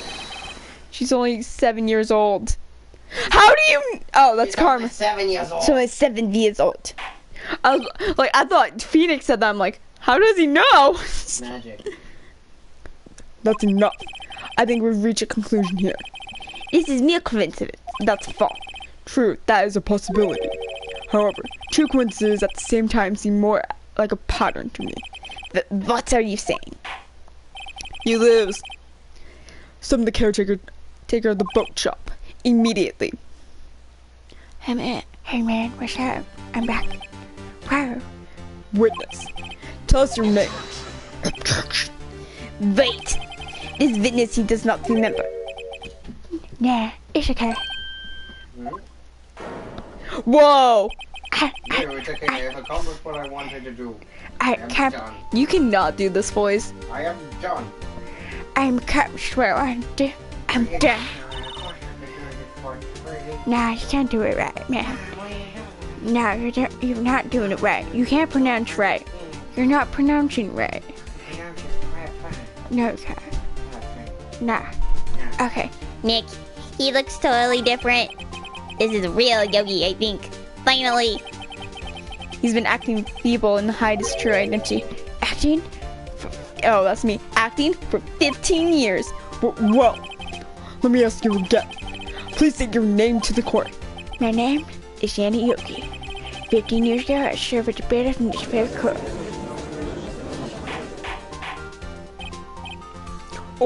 Order. Yanni Yogi. So it was you who killed the robber Hammond. He tried to frame Miles Edgeworth for his death. Yes, it was me who did it. They put me in the witness stand 15 years ago. Robert Hammond, he's mentally unsound. He told me it would make me innocent, get me off the hook. So, I pretended to have brain damage. I was innocent, really. He didn't believe me. We went to trial, and I lost everything. I lost my job, my fiancé, my social standing. Then, this year, 15 years later, a package arrived.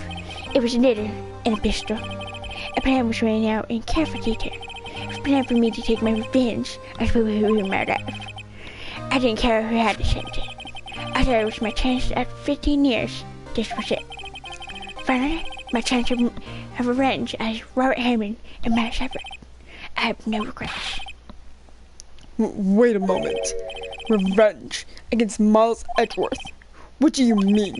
I'm not able to speak on that matter. But you have Miss Edgeworth yourself. Oh no. Anyway, I admit it. I was going to kill Robert Hammond. My dude. Correction, it was the guy across. I'm swimming in the ocean. When no one can see, let's see. Where's Mr. Yogi? Hey, Angel. Guess what? Do you know that a fried egg and a fried chicken are just the same food in different stages? You sound like fucking PewDiePie. Hey man, it's your boy PewDiePie. What's up, bros? It's your boy PewDiePie. Fun comma. Where is Mr. Yogi? And the vast Yolanda, as I knows him forever in his concoction. Then the defendant, Miles Ledger, is Innocent, in this case at least. very well. Will the defendant please take the stand? Oh god. Yes, hello. Hello, I am Miles Ledger. There are few mysteries left unsolved. Still, you were clear of suspicion in this particular case. So I would like to pass judgment to the murder of Robert Hammond.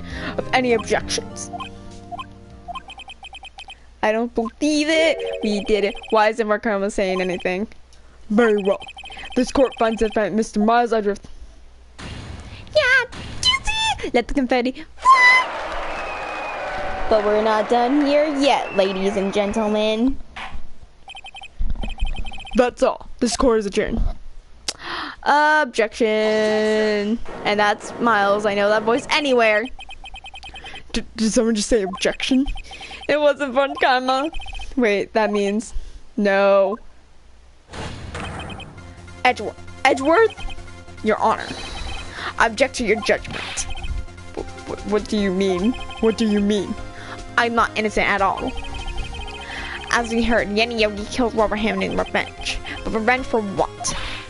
Nick, Edward is trying to confess. He's going to say he's guilty.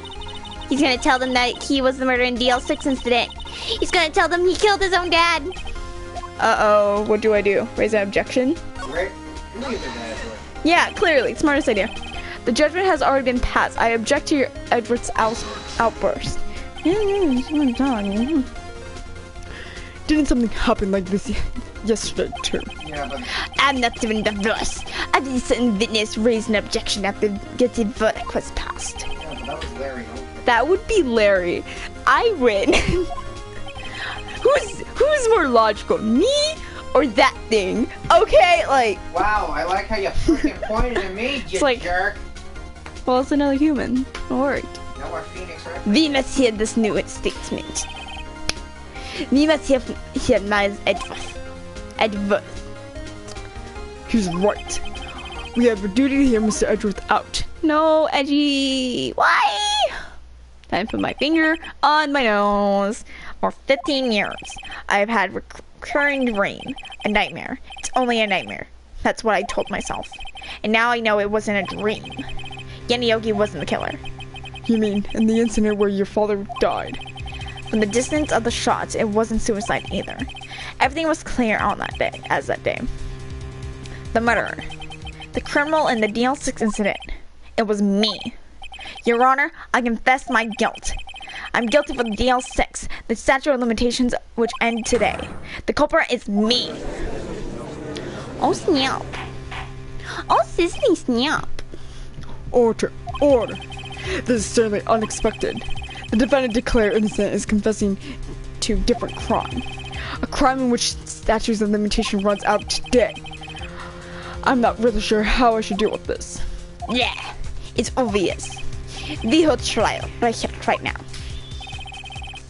We tried this man his crime 15 years ago. I think I would like to take a 5-minute recess. I'm being called. Yeah.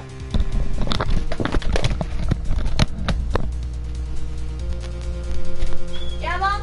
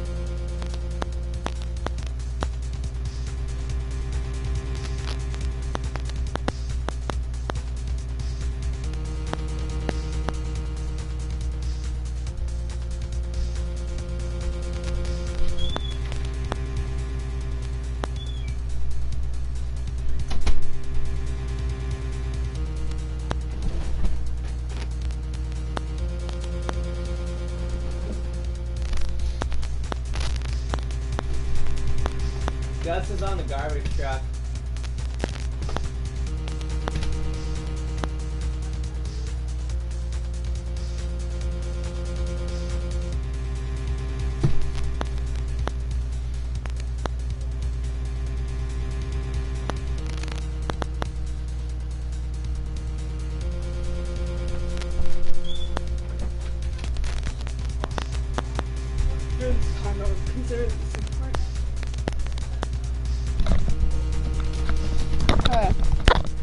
During this time, I will consider the appropriate course of action to take.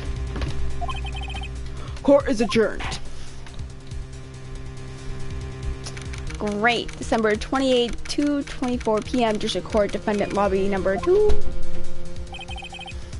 The fuck are you doing, Phoenix?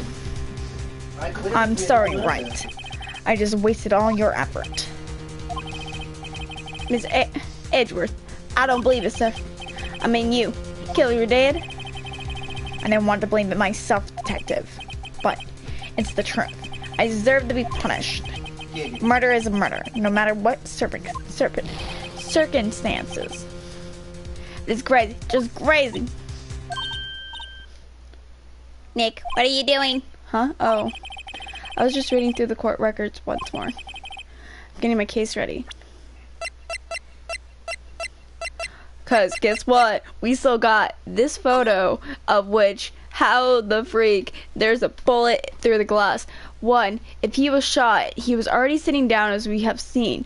So, the bullet had to come through the window and shoot it. That's him. So, I'm getting my case ready. Your case? For what? Huh? Isn't it obvious? I'm going to prove that Miles Edgeworth is innocent. What are you talking about, pal? He just admitted to it. He confessed that he did it. In court. I'm sorry, Edgeworth, but if I don't believe your nightmare. What? It's just a dream. It's not real. The truth is right here in this court record. In any case, tighten your belt. The real fight's just beginning. Prove that you're innocent. Trust me. Right. Such a good boy. Love my edgy edgelord. December 28, 2:30 p.m. to the courtroom number 3. Boom, gavel. Now then, I would like to resume our trial. Judge, Miles Edgeworth has admitted to his own guilt. He has confessed his crime. Let's begin by hearing his testimony. Then, through pointless less of the defenses do their cross-examination. Such a limitation on the DL6 incident runs out today. Through the unconventional for me, I'd like to run this one by the book. I see. The defense of any objections? No, Your Honor.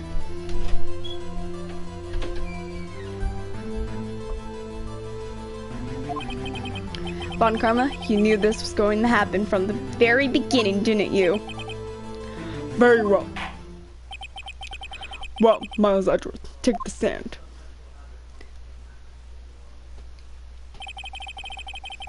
Did the witness state his name and profession? Miles Edgeworth. I'm a prosecuting attorney. Mr. Edgeworth, 15 years ago, you mistakenly killed your father, Gregory Edgeworth. Is this correct? Leading the witness, excuse you? It is correct. Then testify about this matter. Then testify about this matter in the court. When Edgeworth was telling me about his dream yesterday, I noticed something. One detail that didn't quite fit. I'm turning the fan on behind me. It's warm in here. That'll be the key. The only one I can get it to work. Please, please. DL6 incident. That day, I've gone to the courtroom to observe one of my father's trials. As he went to leave, an earthquake struck, trapping us in the elevator. My father and Mr. Yogi lost composure and began to argue. Just then, something heavy fell at my feet. I picked it up and threw it at Mr. Yogi. I wanted them to stop fighting. And a moment later, there was a single shot, then a scream. It was a terrible scream. I remember it to this day. That's all. Guess what? Contradictions I smell. No, that's just my room. Your room smells like contradiction? Yes. Great. Until now, you thought this memory was a dream. We were stuck in that elevator for 5 hours. The oxygen in the elevator ran out, and I lost memories of the event. Blah. The same claim as Mr. Vogie. Yeah, Vogie. Yogi has made. Very well. Mr. Wright, your cross-examination, please. Yes, Your Honor. Cross-examination. The L6 incident. That day I was gone to the court. Yep, one of my father's child living. He threw it. Do you know it? Did you know it was a pistol when you threw it? I think I knew. I knew it was dangerous, but the air was getting so thick I panicked. So you're saying that you threw the pistol at Mr. Yogi?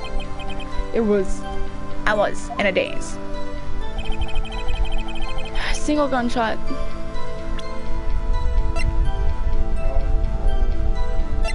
I don't think it would be that. Single gunshot, then a scream.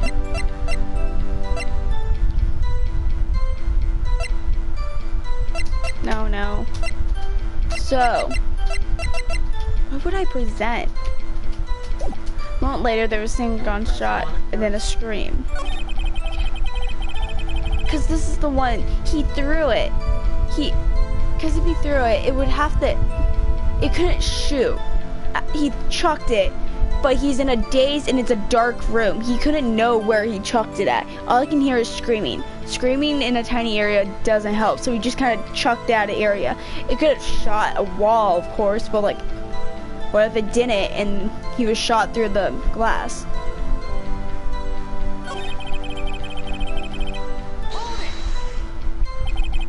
The gun fired once? Yes. I think after I threw it, I lost consciousness. Since then, they echo in my head every day. The gunshot and the horrible scream. The scream? It was a terrible scream I remember to this day. To this day. Yes, I can practically hear it now. I doubt I will ever forget that scream as long as I live. There it is. One part of the testimony that clearly contradicts the evidence. What? What?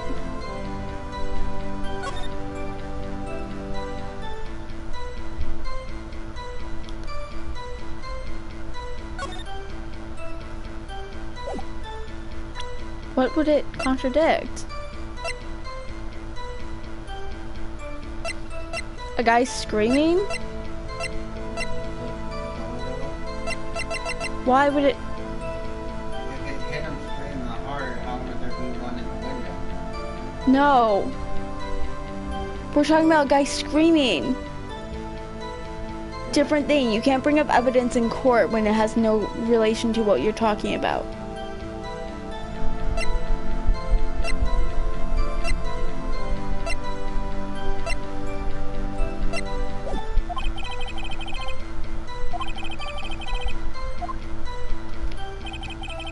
Marquez is here. Hi, Marquez.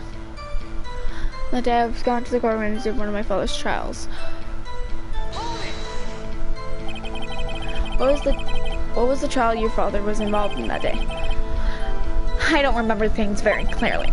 The only two things I know: my father lost, and Mr. Von Karma was the prosecuting attorney.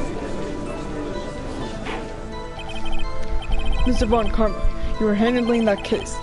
It was 15 years ago. I don't remember the details. That was when Edgeworth pointed out the problem with Von Karma's evidence. We went to leave and Earthworks started trapping us in the elevator. So there were 3 people, including yourself, trapped in the elevator. Yes, myself, my father, and Yanni Yogi. We were fine at first, but then as time passed, no one came to help. Wait, did you figure out what it was? No, I just redid it. What did you do then? I was 9-year-old boy at the time. What could I do? I'm scared, trembling in the corner. But then, Just then, something heavy fell at my feet. What was it? A pistol. I assume it was the bailiff's, the Yogi's. The safety must have came off when it fell from his holster. And you picked it up, that happened next. Picked it up and threw it up. So I wanted to stop them from fighting. Okay. Did you know that I'm supposed to run through it?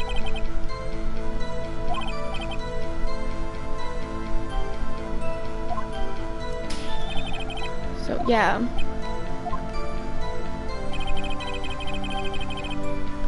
See, it was a single gunshot, then a scream.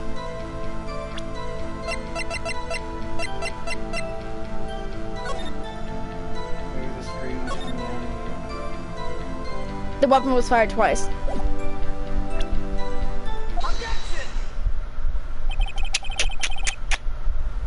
Are you sure you only heard one gunshot? Yes, I'm sure of that. I heard the gunshot and the scream.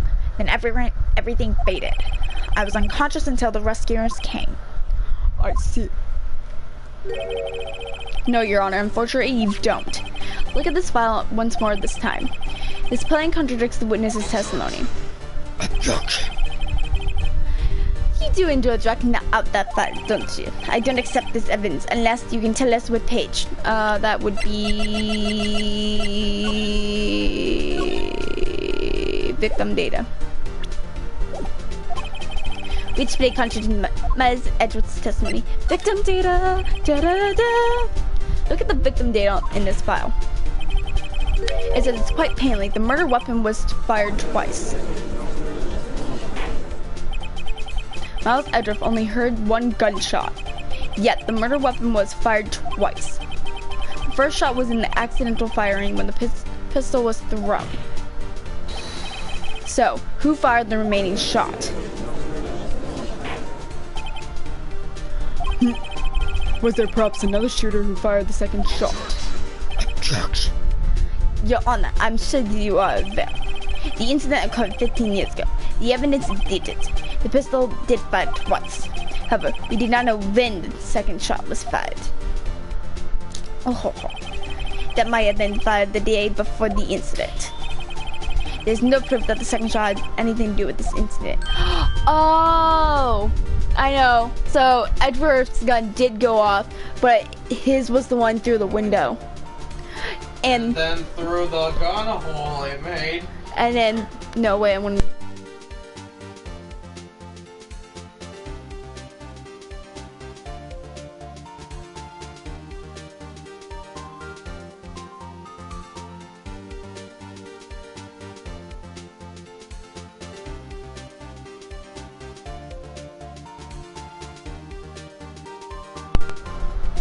What?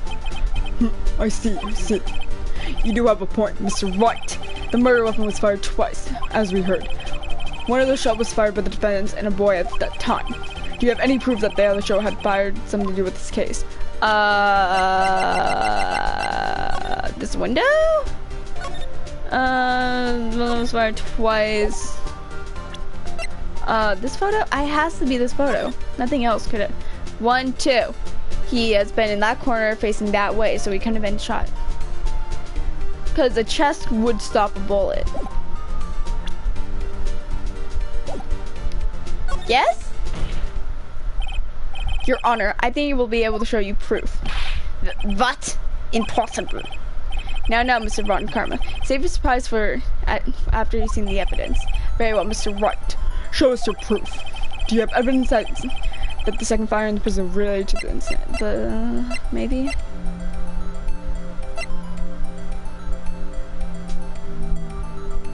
This? Oh no.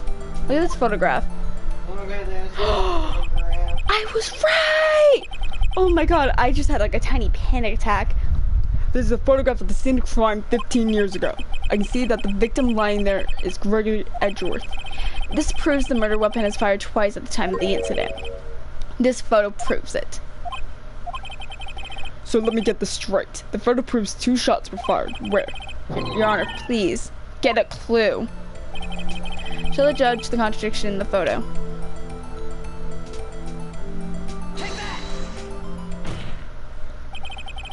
As you should be oblivious. The contradiction is here. I see a bullet hole through the door. Your Honor, Gregory Edgeworth was killed with by a shot by a pistol. Yet there is no bullet hole in the elevated door. Also note the murder weapon was fired twice. Thus, someone other than Edgeworth fired the second shot.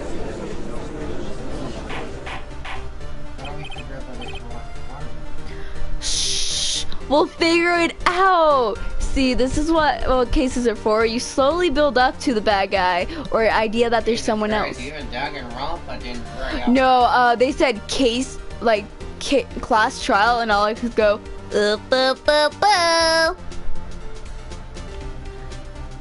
Such a violent game.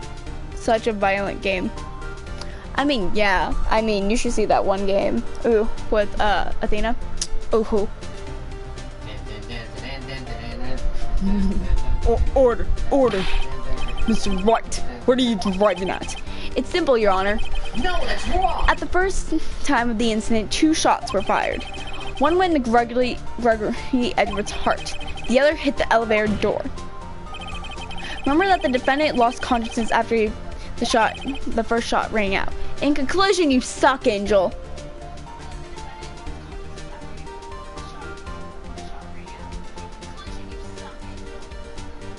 Good one.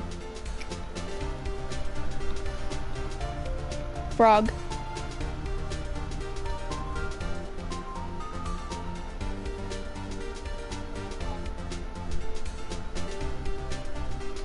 Okay.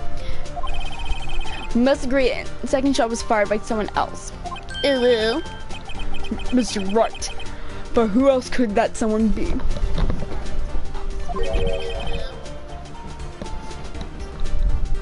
The murderer, of course.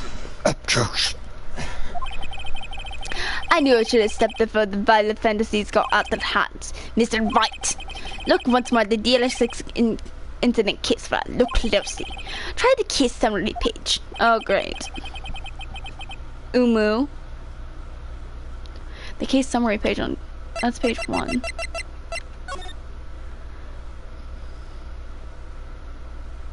No clues were found. I activate Pot of Greed, which allows me to draw 2 cards. No evidence what was found. Look what is written here. Not a single clue was found on the scene. If the pistol had indeed been fired 2 times, the other bullet would have been discovered on the scene. He does have a point. The second bullet has never been found. Look at your shoulder. That? Because the second bullet does not exist. The bullet that claimed Gregory Edgeworth's life was fired by his own self. That's the truth of this matter. The whole truth. It was undoubtedly something else that made the bullet hole in the door. Then what? What made a bullet hole in the door? Order. I will have order. Mr. Wright has proven one thing quite clearly, that the murder weapon was fired twice at the time of the incident. However, as Mr. Von Karma stated, second bullet fire was not found. It's highly unlikely that the police merely overlooked the second bullet. So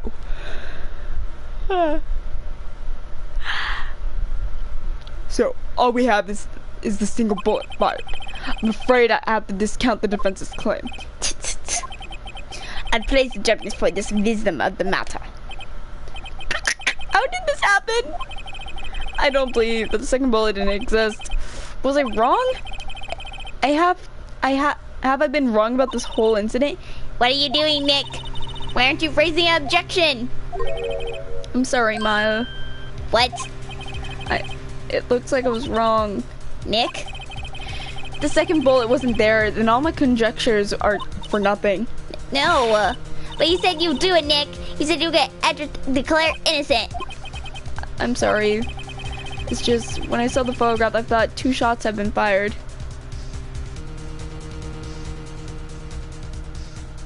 Oh god. I was certain of it. I thought I won. I thought there was another person someone else who fired the killing shot, but now I was wrong to think it would be that simple. This case has stood unsolved for 15 years. Nick? Well, it seems that we have finally declared up his incident. Only one bullet was found at the scene of the crime. The shot was fired by Miles Edger. Precisely. I'd like to ask one thing, Miles Edger, before passing my verdict. Have you been paying attention to the trial so far? Yes, Your Honor. Do you have any objection? No. No, I do not. So you killed your father, though it was not your intention. Yes, I did. Oh no, he's accepted the guilt. Very well. The statute of limitations on the murder of Gregory Edward runs out today. Therefore, I must pronounce the verdict on the defendant today, right here. Right now. Indeed. Does anyone have an objection? I've been here before. It's just like my first day in court. There's so many things I know I should be saying. But my mind's gone to the blank and I can't find the words. Mr. Wright. I have an objection. Can I throw this at the guy across from me?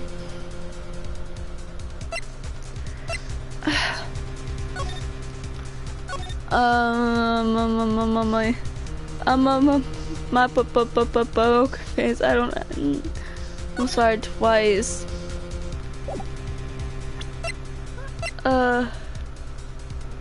Ballistic markings. See if it matches the pistol we have today.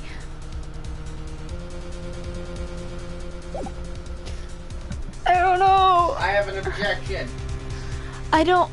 What do I check to?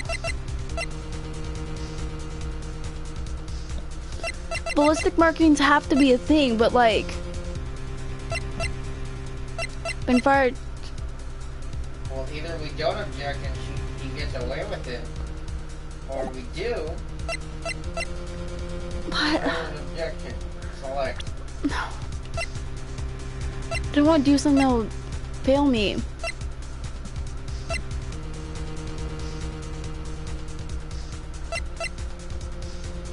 See, I'm pretty sure this gun has some importance. The ballistic marking. There's...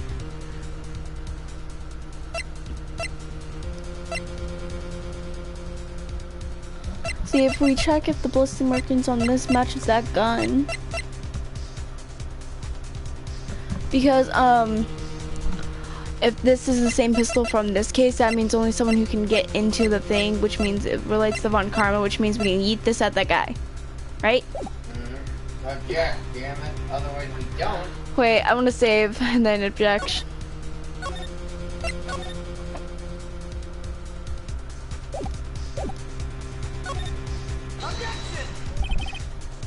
Your Honor, I object. Mr. TomTom, let's go out of objection. Nick. I don't know. This case is perfect. Oh no.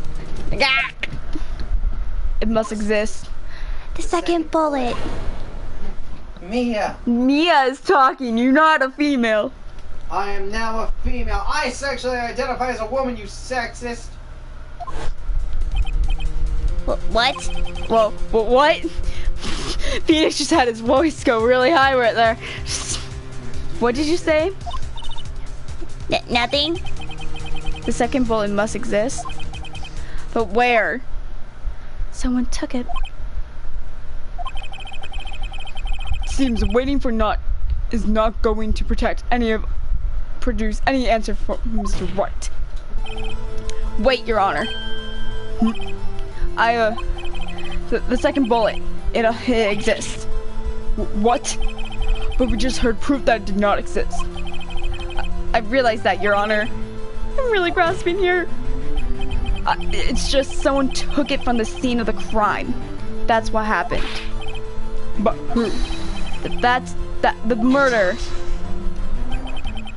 The murderer. Now tell us who is this murderer. Still thinking about that one.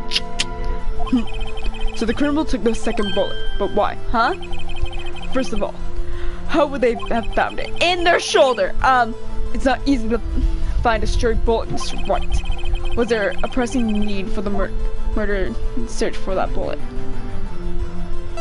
Murder had to find it. But murder didn't need it, but it was there. Well, the murderer had to find it, I guess. course there was a need. That's why they took it. Yeah, but the possible reason they had. Well, there's a reason the murderer took the bullet away from the scene. The scene is the bullet was proof. Or maybe they thought that, oh no. Proof. It was a special bullet, so they took it with them. Objection. If that's the case, then they would have taken the bullet inside Swiggity as vet. Huh? Why would they only take one of the 2 shots fired? Oh, right. Mr. Wright, I've really thought this through. I'm gonna have to penalize you. What? Bitch. I have thought this through! This isn't going well. They didn't need. Oh, I guess they didn't need it. It was just happening to be in their shoulder. They kind of did need it in there though, so he doesn't die. But like, What's wrong, Mr. Wright? yeah, the murderer had no reason to take that bullet. You don't want to admit it, but it's true. He had to take it. Had to take it. Pheonix is now a spirit medium. Yep. I mean, yeah. Later games. Look, Had to take it. The murderer? What does that mean? You're thinking too normal. Think crazy. Think crazy, Mr. Wright. Pheonix, think crazy. Don't think why the bullet was taken. Think why the bullet had to be taken. Mr. Wright. Yes, Your Honor. I have no idea what I'm doing. Well, the murderer had no intention of taking the bullet from the scene. But the murderer had to take the bullet. Had to. Mr. Wright, what do you mean? Well, for instance, what? He maybe hit the murderer. The bullet hit the murderer? Just say, for instance, I mean, if it hit you, you would have to take it with you, wouldn't you? It's not like you can perform surgery right there. You know? Angel? Should I have a sleeve on? Wait a second. I was just talking off the top of my head, but what if that's really what happened? Let me get this straight. So at the time of the murder himself was shot, and they left the scene with the bullet inside of them, thus leaving only one bullet at the scene of the crime. Well, yes, I guess that's how it works, yes. But there's a problem with that. The other 2 people rescued from the elevator, Miles, Edward, and Yogi, were both unharmed, so that would mean the murder came from outside, yes.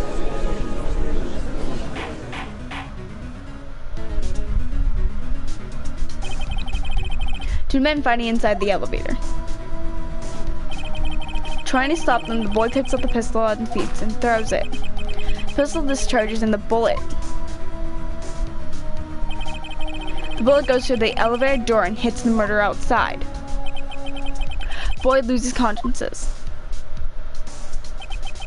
Then the murderer opens the elevator door and sees the men inside.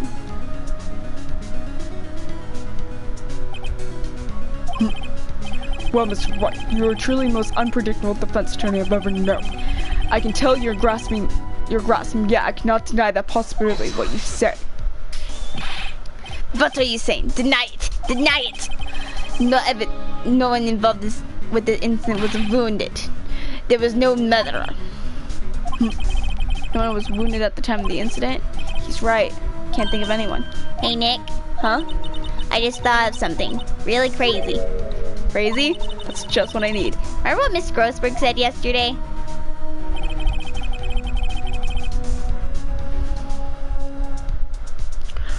What was his voice? Wow.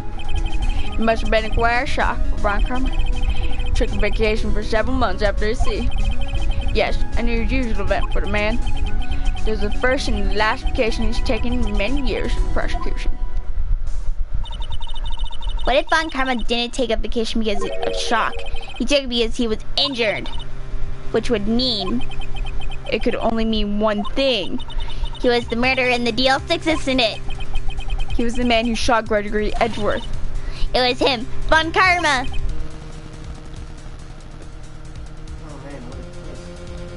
Oh man. Something wrong, Mr. Right, you seem dazed. No, Your Honor. Well, You have indicated the possibility of the murder came from outside. Can you give us the name of your suspect? Yes. Uh-oh. Should I come out and say it now? Yeah. No, I think you should save it for a better time. Because right now we don't have well, yeah, I guess so.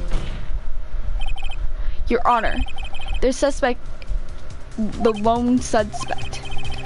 Well, this is certain interesting news. Very well, Mr. Wright. Who is your suspect? My hands are shaking. What? Von Karma. Von Karma.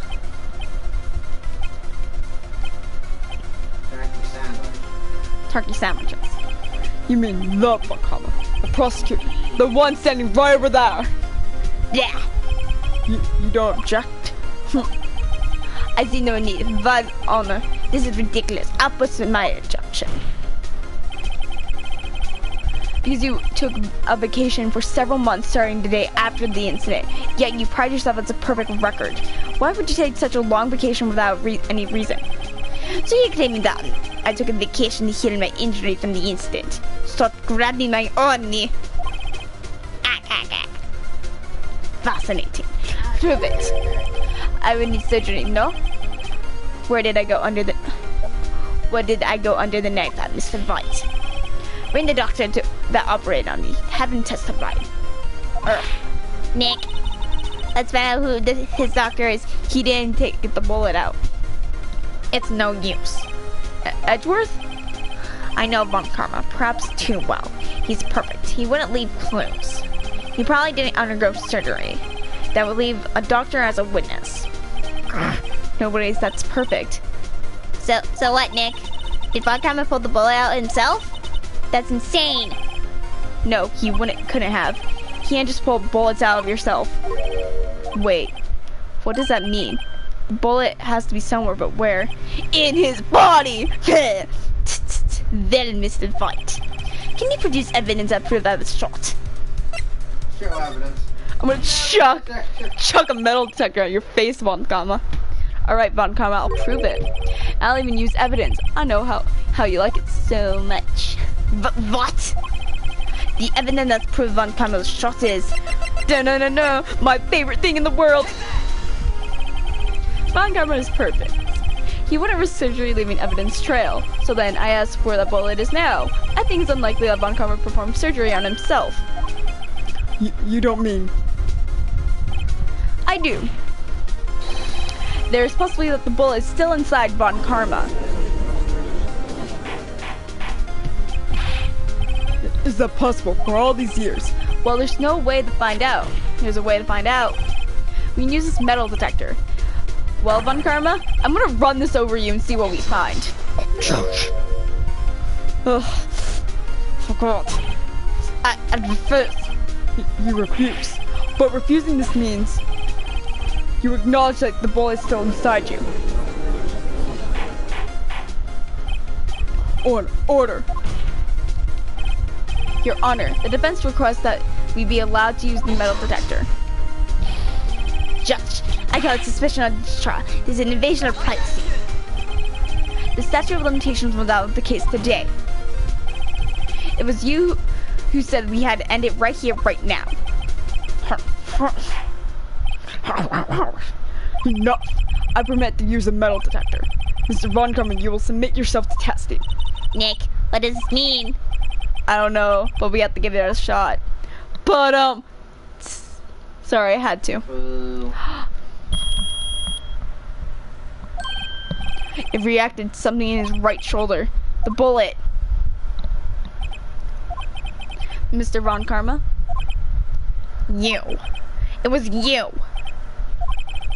I was afraid this would happen, and so I remained silent.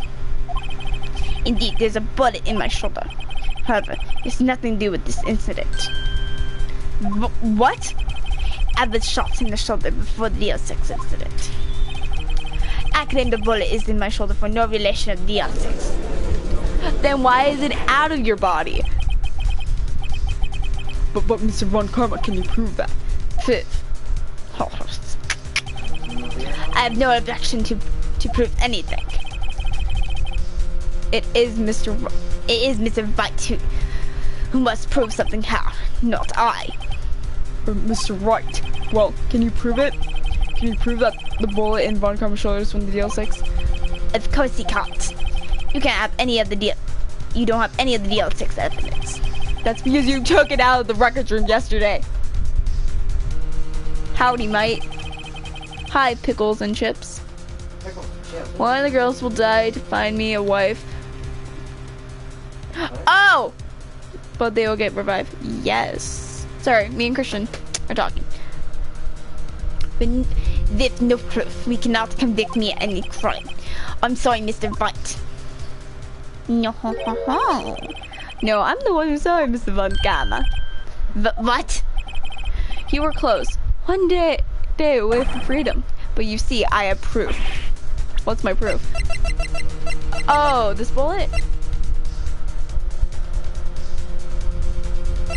If the ballistic marking matches this, that's in his shoulder. Right? Or was it that? I don't know. What? Who would have thought you would dig your own grave trying to convict Edgeworth? I can link that bullet in your shoulder to the DL6 incident. And there's my final proof. This bullet? That. A bullet? Where did you get that? This is the bullet you used in the DL6 incident. It was taken from the heart of the victim, Mr. Gregory Edgeworth. The bullet preserved quite nicely, with the ballistic markings intact. Ballistic markings. You may recall the term. It came to the first child 2 days ago. Ballistic markings are the fingerprints of the weapon. All bullets fired from the gun are marked with the weapon's special pattern. And examine the markings, you can tell which weapon fired the bullet. It's quite accurate.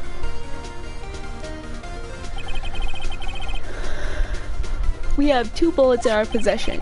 The one bullet removed from Gregory Edgeworth's heart.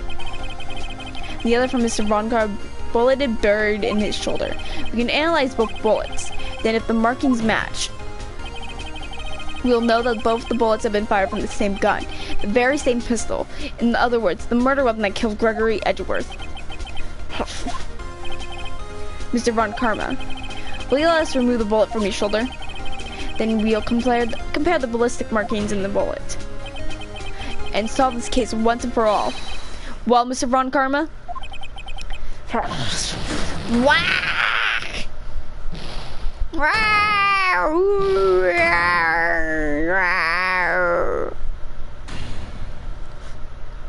That scream.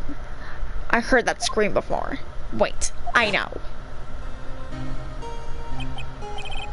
Help, I can't breathe. Quiet. I said quiet. It's not making me any easier. Stop bringing my air. I stop you. Stop bringing my air. Ah! Get away. Ah! Danny Edgeworth. Get away from my father. Bang.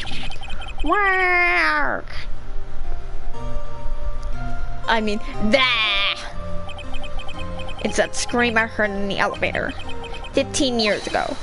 Von Karma, it was you who has screamed. Mr. Von Karma. Edgeworth, yeah, Edgeworth, only you would dare to fight me. So was you. Me too! You and your father are my cause. Your father showed me the dependency of my record. And you that scar on my shoulder that would never fade. I'll bury you with your death freak 15 years earlier. Chief Prosecutor, I'm sorry. Von Karma, it's not like you make a kind of error.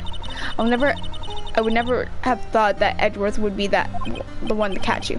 I was careless. I'm sorry, but you will have to be penalized. I'll cover for you in the past, but not this time. Edgeworth!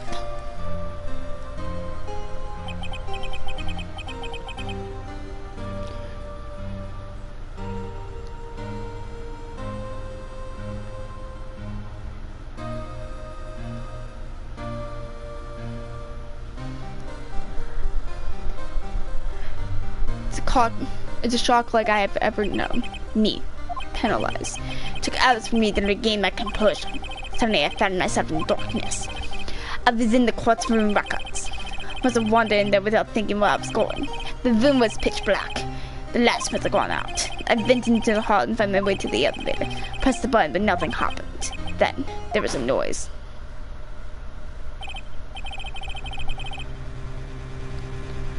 It was pain, a horrible burning pain in my shoulder.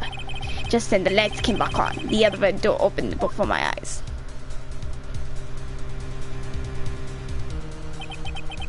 So 3 people inside are lying unconscious from the oxygen deprivation. Much to my surprise, a pistol lay at my feet. I knew that it was destiny. Pew pew. His last words, Scurry Edward was still unconscious. He died, not knowing who had shot him. Later, he spoke to the media, blaming Mr. Yagi. He was fooled. He was the perfect crime. It was the perfect crime. Who would have thought that another man would have come open the elevator door? Judge. What? What are you doing? Do your job. Bring an end to this miserable show right. Now, end it. Very well.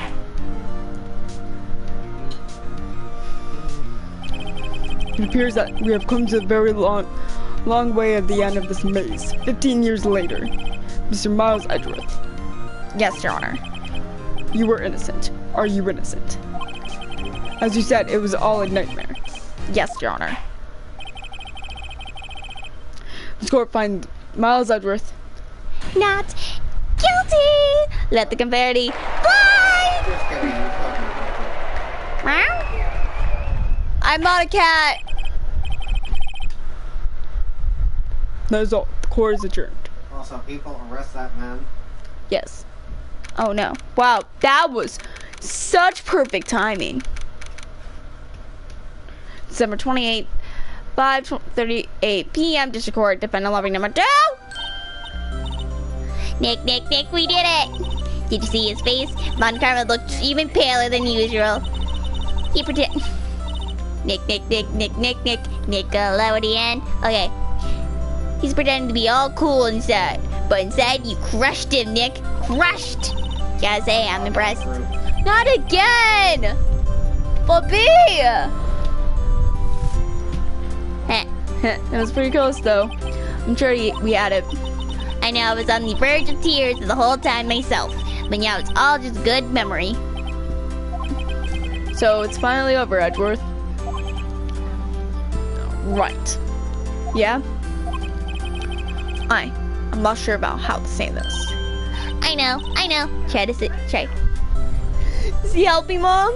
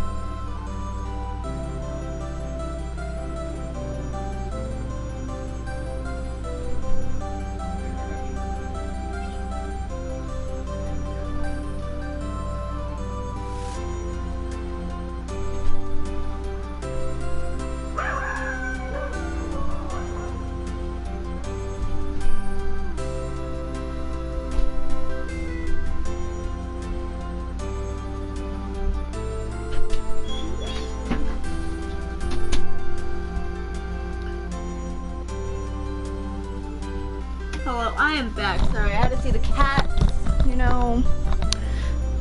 I know. Oh God. Try, thank you. I see. Thank you, Wright. You're welcome. He said thank you. I think you could have done it better than that. Sorry, I'm not good at this sort of thing. You gotta learn, Edgeworth.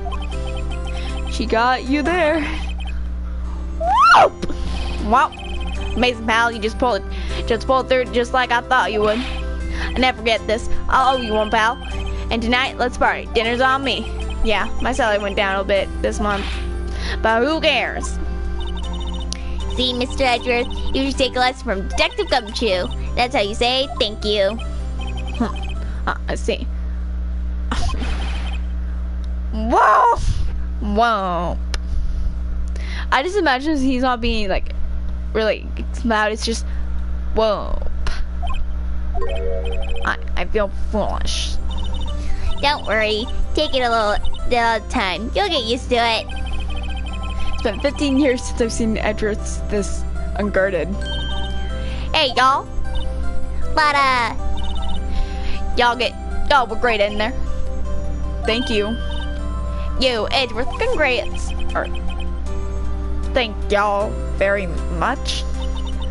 I knew you were innocent from the start. Of course. Just look at you. You wouldn't stick your hand in a cookie jar even if no one was there. You were the witness of the first day of the trial, weren't you? Yeah, well, let begonias be begonias, eh? Speaking of which, what are you doing now, Lotta? Who, me? I went back to college. I gave up trying to be an investigative photographer pretty quick. Really? That's too bad. Huh? Isn't that the hot dog guy from the park? Huh? It's over, Nick. My life is over. Why is the sad face Larry? What happened now? Oh, Nick, not for long. I'm not long for this world. You don't look sick. It's Candace. She's going to live in Paris. Paris, Nick. She's leaving me behind. Should have seen that coming. Yo, Edgy, there you are. Yes. Here I am. Congrats, Edgy. Here, a little gift for me in celebration. Celebration? That's unusual for you. Harry Butts. Come along tonight too, pal. My treat. Thanks. Looking forward to it. Yo, Nick. That's the suit That's the suit that questioned me. When he says treat, that's not police talk for prison food, right? Right? Let's scare him. I think you'll be fine, Larry. Right. Yeah? What's up? That envelope that Larry gave me. I got money in it. Well, yeah, that's not strange. We'll give money away to celebrate sometimes. It's $38, right? Huh? What a weird amount. I mean, it's not little, but not a lot either. 38 exactly? Nick, what's that exact amount of lunch money that was stolen from Mr. Edgeworth in school? $38. No. Larry, it was you. Why are you so surprised about Wright? Huh?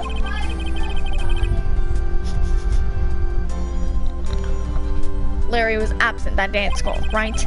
But that doesn't automatically rule him out as a suspect. What? Think back to the day 15 years ago. Larry took the day off, but was bored, so he came to school anyway. And he saw the money lying there, and the rest is history. I was good at history. Edgeworth, you didn't know, did you? I suspected. I just couldn't picture Larry protecting you like he did that day. No one else was saying you did it. The whole class was against you, remember? Yeah, too well. Right. You may not know this, but we used to have a saying back in school. When something smells, it's usually the bugs. I know. Really, right? I'm surprised you didn't figure it out. Oh, this is an unexpected turn of events. Edgeworth. You should have told me. Now, Nick, it was 15 years ago. Don't you think the slew of limitations have ran out, Mr. Edgeworth? I say so, yes. There you have it.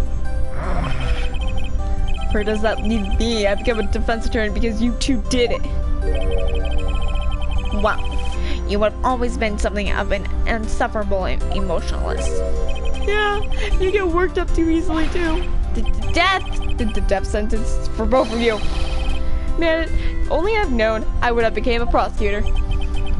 Same goes for me, only the other way around. For the longest time, I thought I might have killed my own father. Thought I might have been a criminal. I became a prosecutor to punish myself. If I had known the truth, I might have became a defense attorney after all. Edgeworth.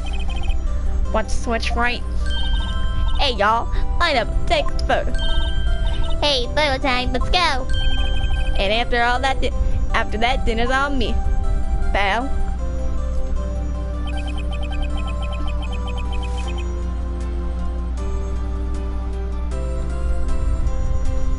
Detective Gumshoe took us out on the town that day. We celebrate Edgeworth's newfound freedom, even though Edgeworth himself is still in detention. December 29, 5:02 a.m. Ranco Law Offices. Whoa, I went a little overboard yesterday. My head hurts. He's wasted. Huh? It's only 5. Maybe I should go back to sleep. Huh? What's this? A letter? Good morning, Nick. You're really impressive yesterday. Seeing you made me think about what I'm doing here. I'm a spirit medium in training, of course. I wanted to help Mr. Edgeworth too. I wanted to help you, but I couldn't. I was useless. So I decided to go back to my training. I'll become a full-fledged spirit medium for starters. I couldn't say it to your face, so I left this letter. Goodbye, Nick. We never see her again. I'm gonna cry. Is she in the next game? What about the game after that? Goodbye. Wait, What time is it? Who's their second Yeah. for the next one? First trains for the mountains have already left to the station.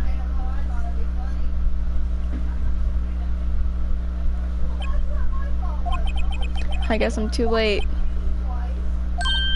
Hey! Nick? Maya. So, you're leaving? Yeah. It's hard being a spirit medium who can't talk to spirits. And I think you'll do fine without me, Nick. Be good, okay? Tommy's gonna start crying. Hold it! Wait. What? I never could have saved Edgeworth without your help. Huh? On the last day of the trial, I heard Mia's voice.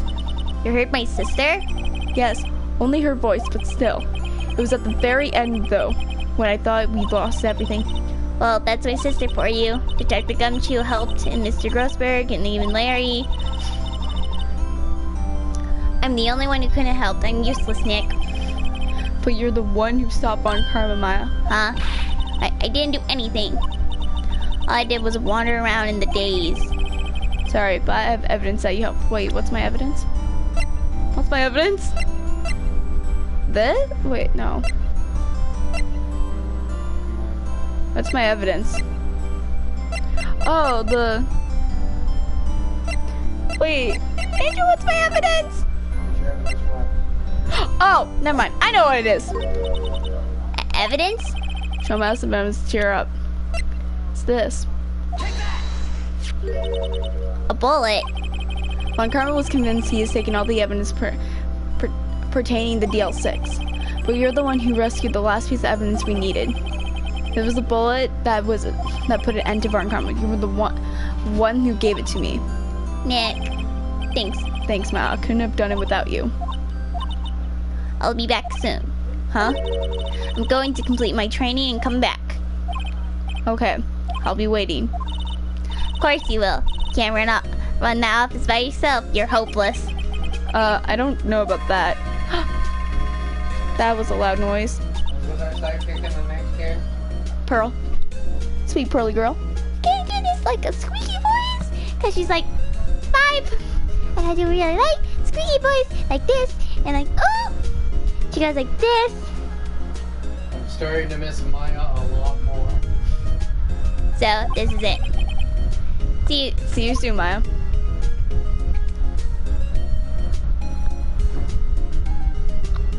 Look at my girl.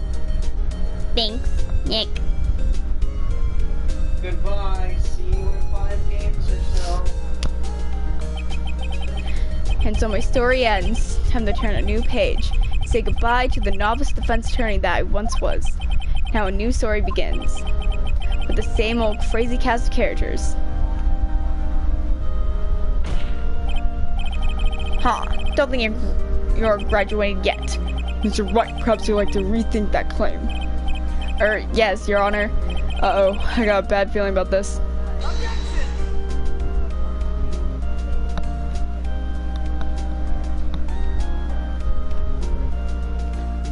Hi, BDD fighter.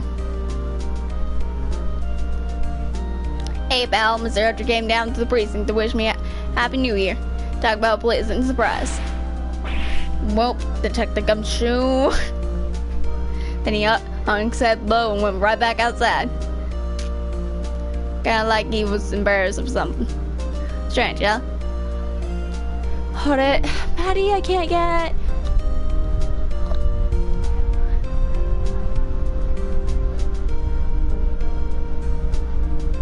Oh god, yeah, Nick. Haven't seen him lately. Who, me? I've been working on the cheese shop.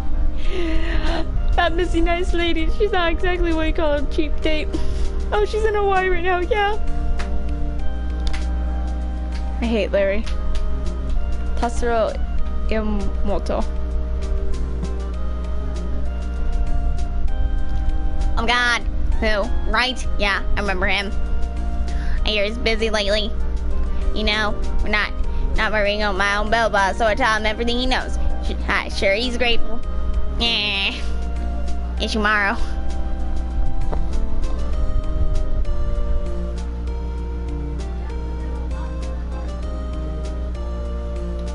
I can. Pheonix. I don't know him. I don't remember his voice. The defense attorney who lost the defense. You should have known that. I've taken punishment at the Great Water Hotel recently. You should be in the air. Please don't lie. I don't know. Oh God, please say I'm not. I don't have to see that one chick. Old bag. Oh yes, I have her. That was you. Thanks, right. Oh yes, my understanding was not on what I was doing. Haven't seen him late. Ah, the days of my youth. Like Sarah fresh lemon, you see.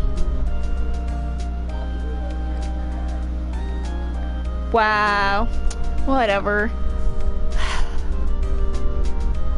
It's not like I played Danganronpa. Nick's right. Is he an actor? Well, I'm not buying it. You can't be a star with a name like Pheonix. Okay, I'm not even gonna try. Let's get on with this. I hate her.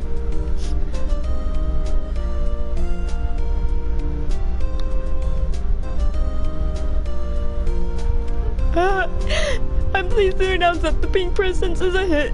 I sure hope Mr. Wright a great deal. And only keeping the face out of the public eye till the show's over. I wouldn't want to ruin any kid's dreams, you know. Wait, are you the Pink Princess? Plus, Hirotoshi Nyaka, Yumi Terada. I don't know. Oh, I got a letter from Maya the other day. It sounds like she caught a cold standing under a waterfall. I wanted to visit, but didn't have time, so was I some Pink Princess trading cards. She says she can't buy them where she is. What kind of place is she living in anyway? I remember her voice because it freaks you out. Yumiko Ichiada. Oh God. Right? Who's that? You wanna talk? Let's talk Pink Princess, alright? But, you know, I snuck into the studio the other day. And I saw her. The one inside the Pink Princess suit. Ugh, what a dog. It's kind of shock for a boy of my tender age. You wanna know who's in the Pink Princess suit? It's old bag. Good night. Yeah, I remember, right? The little guy. Me? I'm trained to become a paranormal photographer. You know, that picture I took of everyone? Well, just behind them, there's a ghost. For real, now that's talent. I'm gonna be famous. That's just Larry. Great. Shinji Mikami. Shinji Mikami.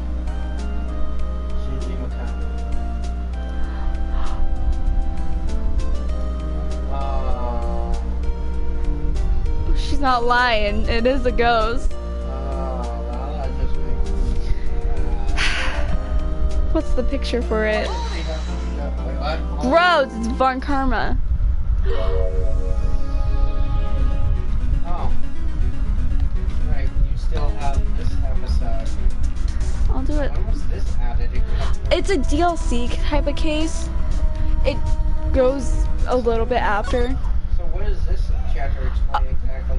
It's farther. So Emma Sky, that's the name of the girl with the pink glasses and the doctor's coat. That's her name.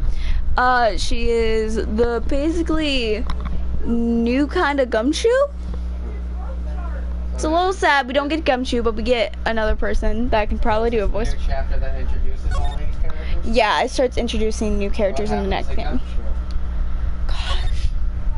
He's still there in this game, in this chapter, I believe he's still there, but like, he's training her. Does he tragically die or something? No, Gumshoe's still alive. It's just, he's doing other things. And I believe this, okay, do you want me to continue? Sure, as long as you want. Okay. You go do the dishes. It's only 9. You got until 9:30. Yeah.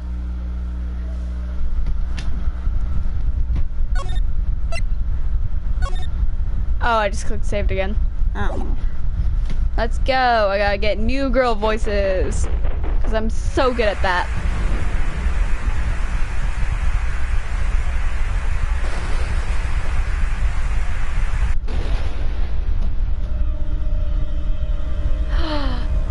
Stab.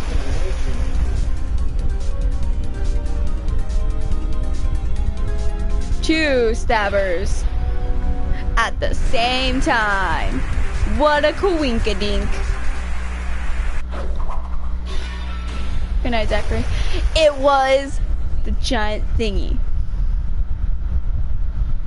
Oh no, well that kind of really looks like, oh no. I'm gonna kill you, Angel. You don't scare me. It's been 2 months since I left the office. 2 months without a single trial. Had offers, but none I took. That is, until the day that that girl showed up. Ah, I'm Pearl! February 22nd, 10:02 a.m. by Ryan Code, law offices. Right. Why do you come here to the office every day? It's not like I want to work. There you are, finally! Oh God, what do I give you? Where have you been? Just give her your voice. Why? Pheonix has my voice. Give her a more sassy version. My sister's trial is tomorrow. Yee. I don't know this voice. Does this work? Who are you? It doesn't matter who I am. It only matters who you are. You're the famous defense attorney, Mia Fey. Oh, you're not Mia Fey, are you? I'm sorry, but Miss Mia Fey no longer works here.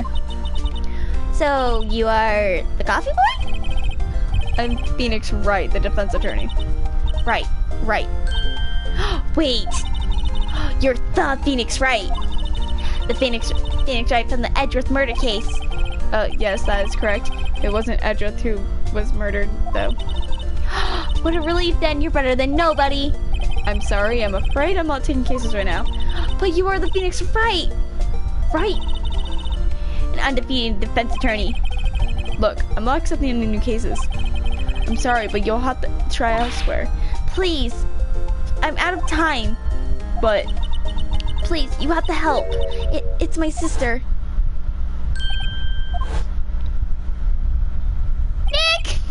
Maya could be.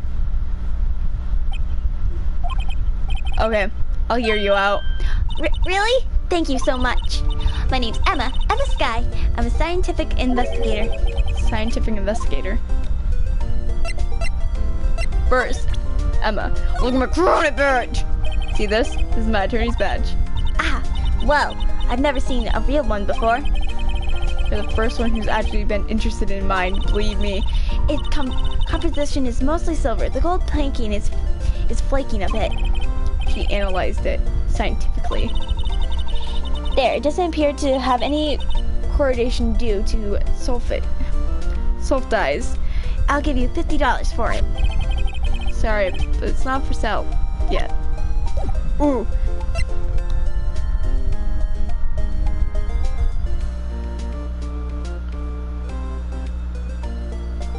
Oh gosh. What? Emma, was it? So you're a scientific investigator? Yes, that's right. Is something wrong? No, it's just you seem kind of jumpy, or maybe just wrong. Young? I'll be 16 years old this year. Oh, wait, only 16? I'm said to be formally assigned forensics in 3 more years. My work is being quite known. At my age, no less. So what exactly is your current position then? Well, legally speaking, I guess you can call me an 11th grader. I'm ready to do my job. At my age, no less. Great, another future professional in training. Great. So what is this about this case? You said the trial's tomorrow? My sister didn't do it. She wouldn't stab someone with a knife. She wouldn't. So, it's a murder case. I don't care if the witness saw her do it. She didn't do it. I know she didn't do it. It's a scientific fact. And there's a witness? Just talk to her. You have to talk to her. Right. I suppose I will. I promise I'll I promised her I'd bring Mia Faye, but... That's interesting. How will she know Mia? They're homies! So you want to be a scientific investigator when you want to grow up? Excuse me? I'm not a child. I'll have you know. Still, she's my age. Still. So it'd be good to have a goal, a little unusual one. I believe investigation should be done scientifically. Don't you? Yeah. Sure can't fault her for the lack of enthusiasm. If this case is handled scientifically, I'm sure my sister's name will be cleared. Your sister? I've been doing research, you know. I developed a new scientific method of case investigation. I'll show you when I'm done. I'm looking forward to it. Guess I should get down to the detention center and talk to your sister. My sister asked for Mia specifically. This Mia Faye person was a few years below her in school. So they went to the same school, huh? She always told me to go to Mia if I ever need a defense attorney. And well, I need one. Incidentally, Mia is a woman?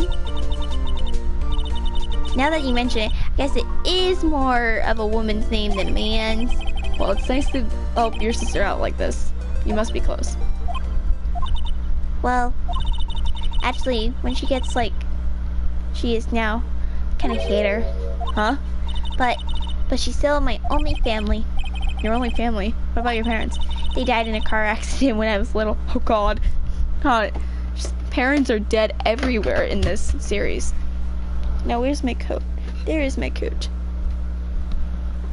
Another dead parent set. Cool. Why you lying on jacket? Cold and warm and I'm having problems.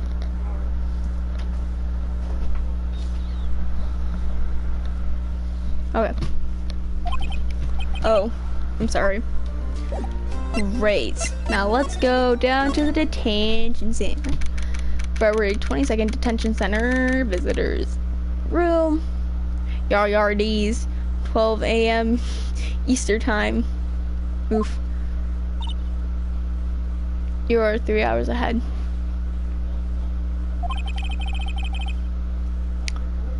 I wonder what's wrong with Emma. She got quiet all of a sudden as soon as we arrived. Guard, I thought I told you I didn't want to visit us. Sorry, ma'am. It's just that your sister...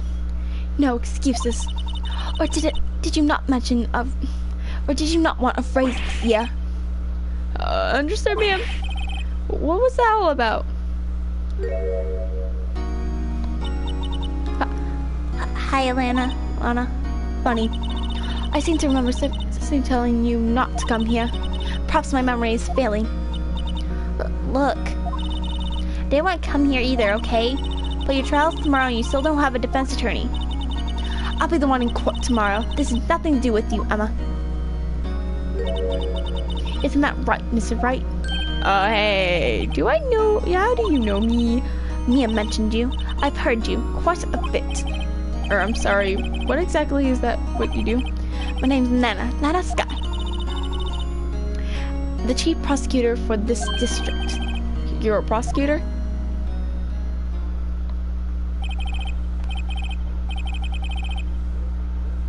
Oof. 2 sisters, one a lawyer. Could this be a coincidence? Emma, Lena, I mean, they're just like... Is anything wrong, Mr. Wright? No. Hey, look at this. Your badge looks new. I polish it daily. In a few years, the gold painting will flake off. And you'll see the real you. Gosh, whatever happened to innocent small talk? Give it 3 years. Then we'll see what you have become. Oh God, let's not talk about the future. There's something you should know about from the start, which is the suspect in the case has confessed to the court. Huh? Well, wait, but the suspect is me. I did it. Well, Mr. Wright? Well, why don't you begin from telling me exactly what happened? Crime took place yesterday, February 21st at 5:15 p.m. That's quite specific. I was in the witness's department. A witness clearly saw me committing the crime. That was a bit of bad luck, wasn't it? Crime took place in the underground parking lot of the prosecution office. The body was found in the trunk of my subordinate's car. The prosecution office, huh? Your subordinate's car is trunk. Classy. I was arrested on the spot, caught red-handed as it were. Ooh. Well, that's just great. So who was the victim?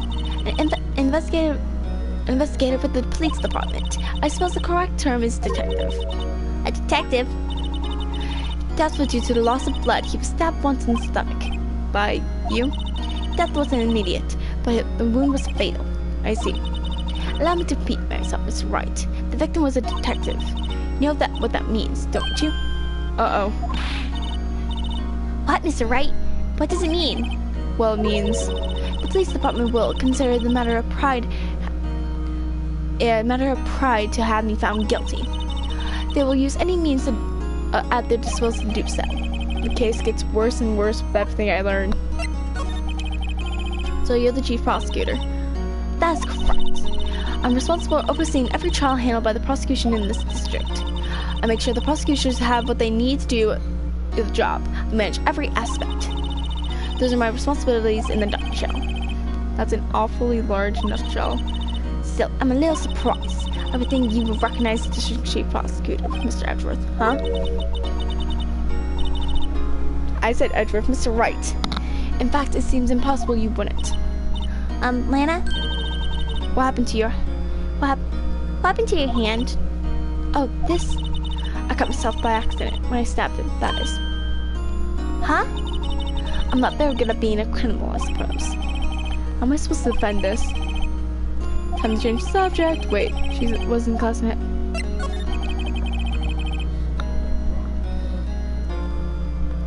You were in school with Mia, correct? A few years above her? Emma told you that, didn't she? Well, why not? I did drag him all the way here from his office. Although, it seems he has very little in common with Mia. Hey! I was in law school. I was my third year and she was a student in the class. She was different than the other students. different. She was strong. She'd do anything to become a defense team. Anything. That was probably why she was attracted to me. Excuse me? Intelligently attracted. Lena was the top of her class in school. I was the best there. Oh. I'm doing pretty good in school too, by the way, sis. Sounds a bit different when Emma says it. Well, Mr. Wright. Excuse me? As you can plainly see, I admitted my guilt. I think it's safe to say. There's no way you can take this case. None. But Lena, I don't know. Why? Why are you doing this to me? You never think of anyone but yourself. I knew you didn't do it, Lana. I know. So how can you say you did? If I lose you, I'll be all alone. I hate you, Lana. Mr. Wright. Yes? I believe our discussion here has ended. The rest, I leave to you. You mean you're requesting my services as your defense? Don't lose any sleep over it. You gotta confess after all. The case is over. Right. I'll do what I can to get to the bottom of this. Ow, my neck. Well, I confess to the crime, yes. But something doesn't fit. It's that look in Emma's eyes. There's something else going on here. And I'm gonna find out what. I'm sorry, Mr. Wright. Huh? About what? My sister, she's not always like that, you know? I just never expected to find another prosecutor again. She changed a lot. She used to be gentle, always smiling. Everyone liked her. I see. Sorry, but I'm having trouble imagining that. What happened to her? I don't know for certain myself. I think maybe maybe not. It's not like there's something there that defies a simple scientific explanation. Let's go check out this underground parking at the prosecution office. Okay. Oh, whoops. Move.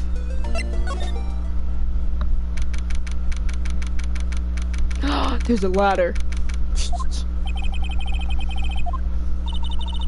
Looks like they're still investigating. Funny, that's my first visit to the prosecution office should be like this. Hey, everyone, keep up the good work. Hey, what are you thinking? Well, they're going to be my coworkers in 3 years from now on, after all. Norm Jane, hello. Actually, there is. You know, attorneys aren't supposed to examine the crime scene. I'm trying not to stand out too much here. Hey there. You expecting to go there, partner? Partner? Is me. Oh, law. Oh, that's a bob. Dun. Ryder, what do we have here? Look like a bama lot loose in the ranch, and it was no good. Folks gotta learn to keep them doggies down, partner. Mr. Marshall. Mr. Marshall looks more like a sheriff to me. Look here, Bambin. I know how you feel. But this is my gang, Skull Strike, see? Strike? This is our claim, our territory. If a mother load up evidence. If you're fixing to mess with what's ours, you'll get it, partner. Pew. You know that the dream is a cacti out in the desert dream? You want it to. What was this guy talking about? You better long home now. Happy trails, Bambi.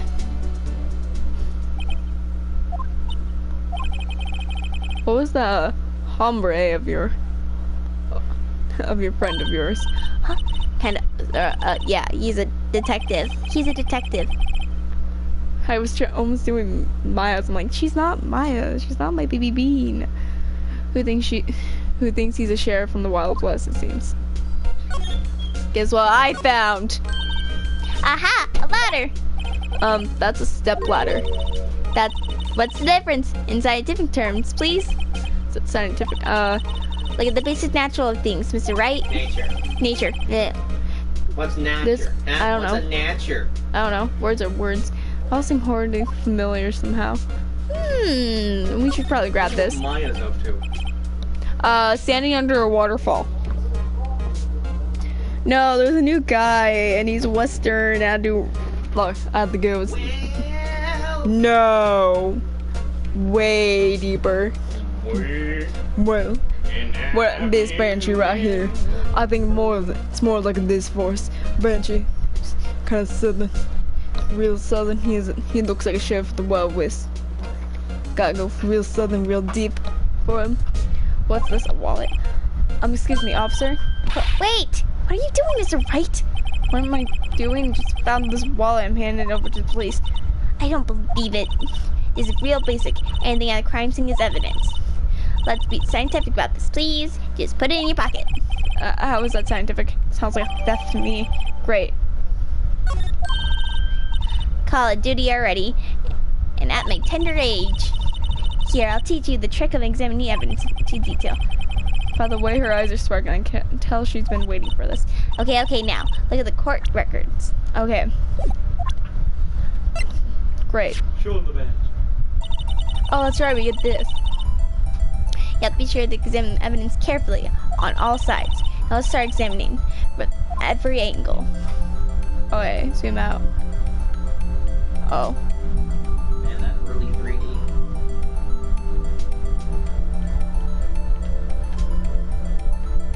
You gotta touch the button. Crap. Hold it. I gotta zoom out. Hold it. Score. Look, it might be a clue here. Check it out. Let's press the X button.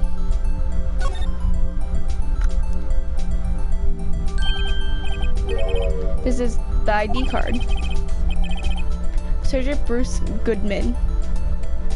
ID 5842189. See? Well, isn't a scientific investigation useful? I guess, though I don't see what science has to do with it.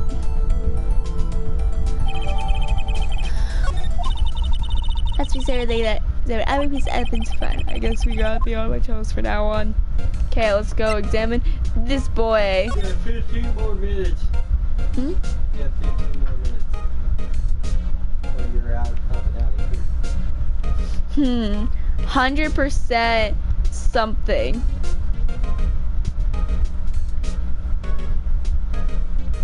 Says Sergeant. Yeah, I can. What else would they use? Letters, silly. They're the reason why we have a written language in the first place. True. So Sergeant Bruce Goodman. ID YABADAB. See? Wouldn't that be better? Yabba dab? Well, it does have a certain ring to it. Exactly my point. See? My God. It doesn't. Oh my god. His name's Bruce Goodman. Doesn't make much to amuse her. Okay. Did you read the back of it, Olivia? Yeah, I didn't have anything for it. I'm allowed to slide even though the cowboy is here. No, shoot you down, red to the cat. Man back in here. Hey man, what's up? I really like doing this for a strip. Be in jail for murder. Shh, we don't talk about that. It's been 3 months. I'm fine. Well, no time to waste. Let's get hunting for clues. Wonder what this is. Well then, partner. Looks like you got no intention of going home quietly. Here, you share my chin. The sheriff. As I said before, here's our claim. You best be motioning now. Then you fixing by bullet. Gotta do deep southern voice like this. Okay. Can you just tell us one thing? Who owns that car? Miles Edgeworth. Well, Lil. No, it's definitely deeper than that. How do you know? well. Little Philly's got the good nose on her. You wanna know who rides the red Mustang with the body in her salad? Please. No problem, partner. About time. Because why not? And also it's meant to remind him of Maya. My favorite thing, Maya's is on my screen right now, on my phone. No problem, partner. About time for vessels anyway. Get yourself to the saloon. Get yourself to the saloon up in the 12th floor of the prosecution's office. Might just find you a curse if you like. prosecution's office. Where does this guy think he? Who does this guy? What? Note to self. Look up Vida Saloon Cerveza. Maybe we should check out room 1202, the High Prosecution's office. Great. Pheonix, stay away from that car. You can look around here all you like. Just keep your paws off her claim. Great. Okay. So. Great. Maybe there's some clues around here, Mr. Wright. Let's check it out. Were you two all set? Us? Us? Oh God, what do I give you? What's this? She couldn't be. You're selling launches? Here? At this crime scene? She's the one that did it. Hello. Is that good? Hello. Half and half, was it? Yes, that's good. Okay. So she's good. Oh, She's the murderer. thanks. I don't remember. I don't think he played this. And you've said Yes? some crunchy goodness coming at you. Thanks. Interesting way of her business. This area is off limits for anyone without clearance, especially passerbys. Are you officers? No, but you don't exactly look like the type to have clearance. I'm doing Miles' voice for her on accident. Going like this. That's definitely. I gave her my voice. Just a little higher, like this. Not Maya's voice.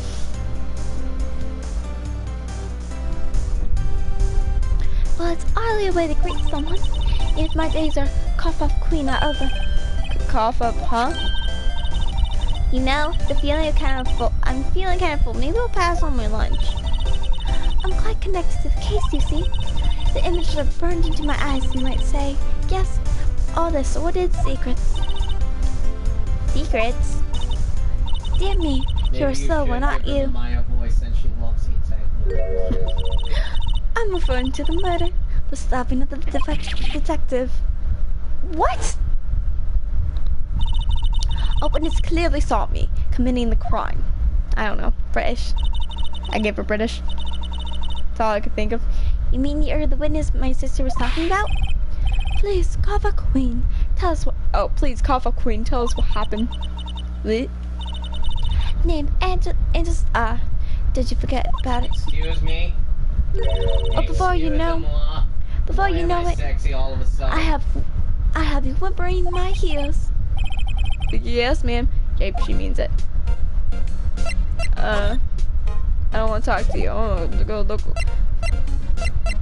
Man, I'm leaving you. Oh, I can't. Darn it. I wanted to run away from you. Darn it. Why? Because she's, I don't know. Somehow, I knew. Yesterday was a day of destiny. I knew something was gonna happen.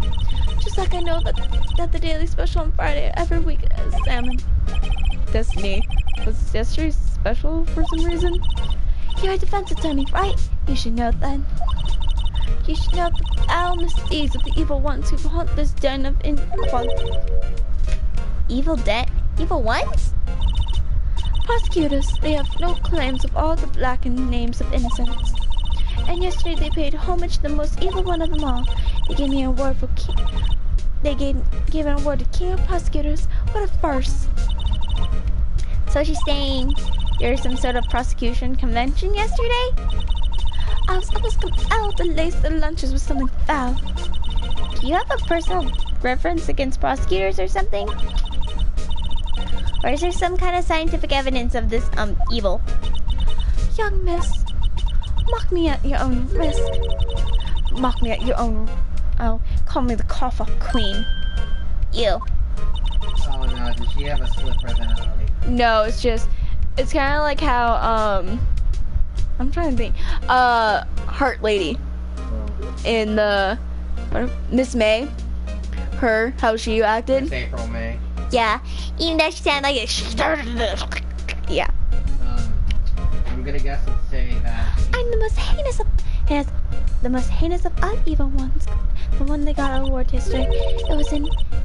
It was in his car that they found the body. The proof that he devours the evil lunches of all. you gotta turn into a sexy demon. Really? I can't do that. Try to sound like Lust from freaking Full Metal. Yes, do that. What's the thumbnail? My thumbnail I see is No, I'm talking to someone else. oh, the thumbnail's the lady. Tell me, guess what? Billy Mays here, and welcome back to ShamWow. Here I got a new invention, flex tape. No, you did not take away Phil Swift's flex tape. Okay, really? What? I'm totally confused. One thing's clear: this lunch lady has things against prosecutors.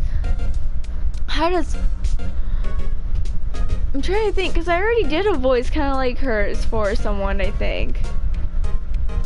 Who did I do? It was for that one case in Samurai Jack. Her. I don't want to have her that. It was like this, and it was. I don't know. Maybe this voice. Because it's close enough, I guess. So what exactly is your witness? It was a fascinating spectacle to be sure. I know what they're say when they talk about a woman's wrath. See, Lana Sky wielded that knife so. Her knife flashed in anger, bringing him to a sad end. It was truly a sight to see. You mean you saw the very moment of the crime? The sound of his silvery ties of the world being cruelly cut still rings in my ear, and the rhythmic beat of Lana Sky's knife. And the rhythms make. God, it's weird trying to shift. Wait a second, you know Lana Sky? Of course, it's quite a feat becoming chief prosecutor. How many lunchboxes of sin did she pack make that journey, I wonder? She always travels late. Now, why would this pretty lunch lady know the chief prosecutor's name? Oh my god. Can we ask you a bit about yourself, Miss Star? I'll come here every day to sell lunches. It's important the freshest and the best for the Far East. For some reason, the box lunches are a hit here. Why not make lunches here, then rather import them? Did you say something? No. Only true connoisseurs can understand. What kind can you only tell someone who tried General Tirobit lunch set? Never mind, you win. I don't even want to appreciate part of the Tirobit flavor. Anyway, I'm here every day to sell lunches. My foreman works in the security room here at the prosecution. Oh no. Your boyfriend? See the security room over there? The glass walled booth? I sell my lunches, and since I'm here anyway, I drop it in and see him. Since you're here anyway, I guess selling lunches is more important than romance. So scientifically analyzed data available so far. You, Miss Star, are a lunch vendor with an undual motive, for coming here. Useful analysis, not. Billy Mays here with a new invention of ShamWow. No, that's the ShamWow guy. How dare you? I know, I said Billy Mays here with the new invention ShamWow. Billy Mays could sell me anything, really. I know. Billy Mays here. Hi, Billy Mays here. Did you have a bad experience with the prosecutor, Miss? Sorry. I sense some hostility. Hostility? Ha, perhaps. Prosecutors are like, and the bigger they get, the worse they smell. What kind of 10-day-old claims in chowder? I wonder if Miss Star was involved in some sort of legal trouble in the past. That sure caused some food poisoning, scientifically speaking, of course. I mean, you're talking cough-up queen. I thought she was just a lunch vendor. Now I'm not sure. Great, can I run away from her? Present her this? About this card. Lunchtime vendors only accept cash, no cards. Would you eat shrimp-flavored cup noodles? That sounds gross. What do you mean? No, this isn't a credit card. It's an ID card. It belongs to a detective. And you're showing this to me, the lunch lady, what? It's like showing a fine honey ham to a detective. Oh, Tommy, Why do I always feel like I'm being mocked? Trust me, Tommy, you get that way too often. so tell me. And I run away from you. I do talk eat to ramen everything. with a fork or a spoon? A fork. Come on, animal. This guy eats it with a spoon. I mean, I guess people do eat not cup of noodles. Eat chicken noodle soup with that, so it makes sense. Why? I want chicken over there. Like ramen. This is where the car leaves the lot. The arrow of the ground makes it more like an entrance. What are you talking about? It's probably an exit. Well, maybe it's both. Kind of dual purpose. Aha! That's a theory of reality. What? Huh? I gotta write this down. Hey, Mr. Wright. Maybe you know, was Mr. Reality German or was he British? Yeah. Mr. Related to me? You from doing this to me. Are you sure that was his name? I gave him the wrong voice. It's supposed to be this voice because I have a little masculine little boy voice. Look, a door. This must mean something. I'm not sure that door means anything. No, it won't open. It's mysteriously locked. I fail to see what's mysterious about that. Mr. Wright, you need to learn and enjoy life more. Let's finish our investigation, shall we, first? The phone. Here, a phone. Let's see if it works. Hey, don't touch stuff we don't need to be touching. I don't hear anything. My ears. No, my ears. Maybe it's due to the vocomatic pressure. What's she babbling on about? Hey, what did you say? See, I can See, you can hear just fine. It's the phone's broken.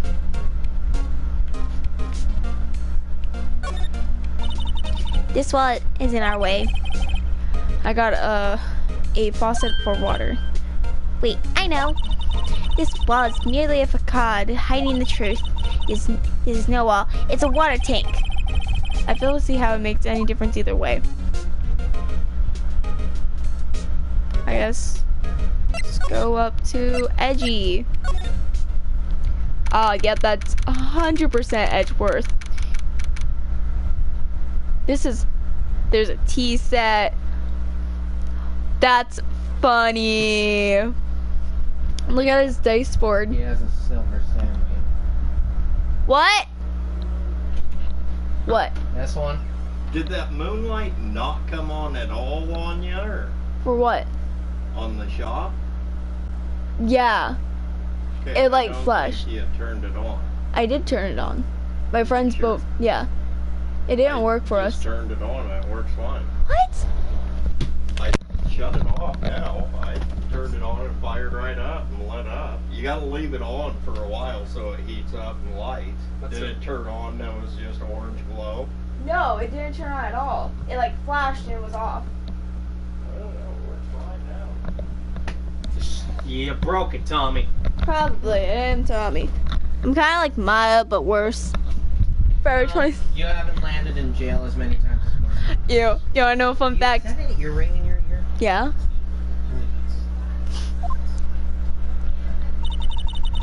This guy room just screams, I can do the job. Quite a change from the office, really. Thanks. Look! There's trouble with something here. A trophy? What? That shield? Takes a real nerd to display something like this. On a couch, no less. Whoever's office this is, they can be really total stuck-up to Pheonix Wright. Never tire of prying into other people's business, do you? That voice. Lord, have mercy on why it's you. Long time no see, Edgeworth. Huh? Ah! Mr. Edgeworth? You know him from somewhere? Of course. I'm his biggest fan. My sister introduced us once and... Right, her sister is chief prosecutor after all. Well, what brings you here? I warned you. I've been known to be a real stuck-up jerk. No, did I? No, I didn't. Mr. Wright, here. Hey! Don't blame me. We're just here to investigate a murder case. Murder. A body was found in the nasty bright red sports car in the parking lot. Huh. That would be my car. What of it? What? Your car? I'll say one thing, she certainly can scream. Great. Good job. Also, look at his little dice board. That's a chessboard. Chessboard. Dice board. I don't know. What's on it? It's 4 reds and 1 blue. Now, what's Prosecutor's main color in this entire game? Prosecutors? So how many prosecutors are... There's Edgeworth, Von Karma. I don't think Von Karma counts. Well, yeah, there's 2 Von Karmas. Gatto, and Blackwell. Well, we haven't met Blackwell yet. Shh. He's gonna introduce himself to 50 games. I know. And even then... Wiggle, wiggle, wiggle, do, do, do, do. But no, I think it's actually something different. I'm pretty sure this is the, that's the, case. The blue is actually Von Karma. So it's like, it was Larry, Maya, Pheonix, and, there's one, I guess Mia, who all took down him. So, yeah. So the body was found in your car. Go ahead, say it right. You think I did it, don't you? After you went through all the trouble to help me last year, no less. No, we don't think you did it. I mean, it was my sister who was stabbed. No, she didn't do that. I mean... Wait. So you're the Chief Popsic's little sister then? Yes, sir. I'm this guy. It's nice to meet you again. Now that didn't sound forced at all. Ah, now I remember. You've really grown. I admit, I was surprised for me too. Think that my own car would become the scene of a murder. More surprisingly still, become forced to prove my superior's guilt. I can understand. Wait, what did you just say? Last guy is the Chief Prosecutor. Hello. Can you close the door? You can go do that. Please.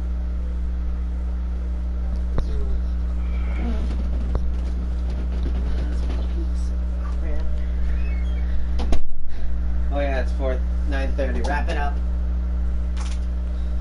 Bruh. I don't care. The top prosecutor of the district can't prosecute herself. She can't prosecute herself, so I'll be prosecuting at the trial tomorrow. You, Mr. Edgeworth. Okay, I guess I'm ending it here. I'm just... Oh god, I didn't want that. Well, you know what? I'll give you 18 more minutes just to see it, how far you can get. I'm not gonna finish the investigation. Well, thank you all so much for watching. I hope y'all have a lovely day.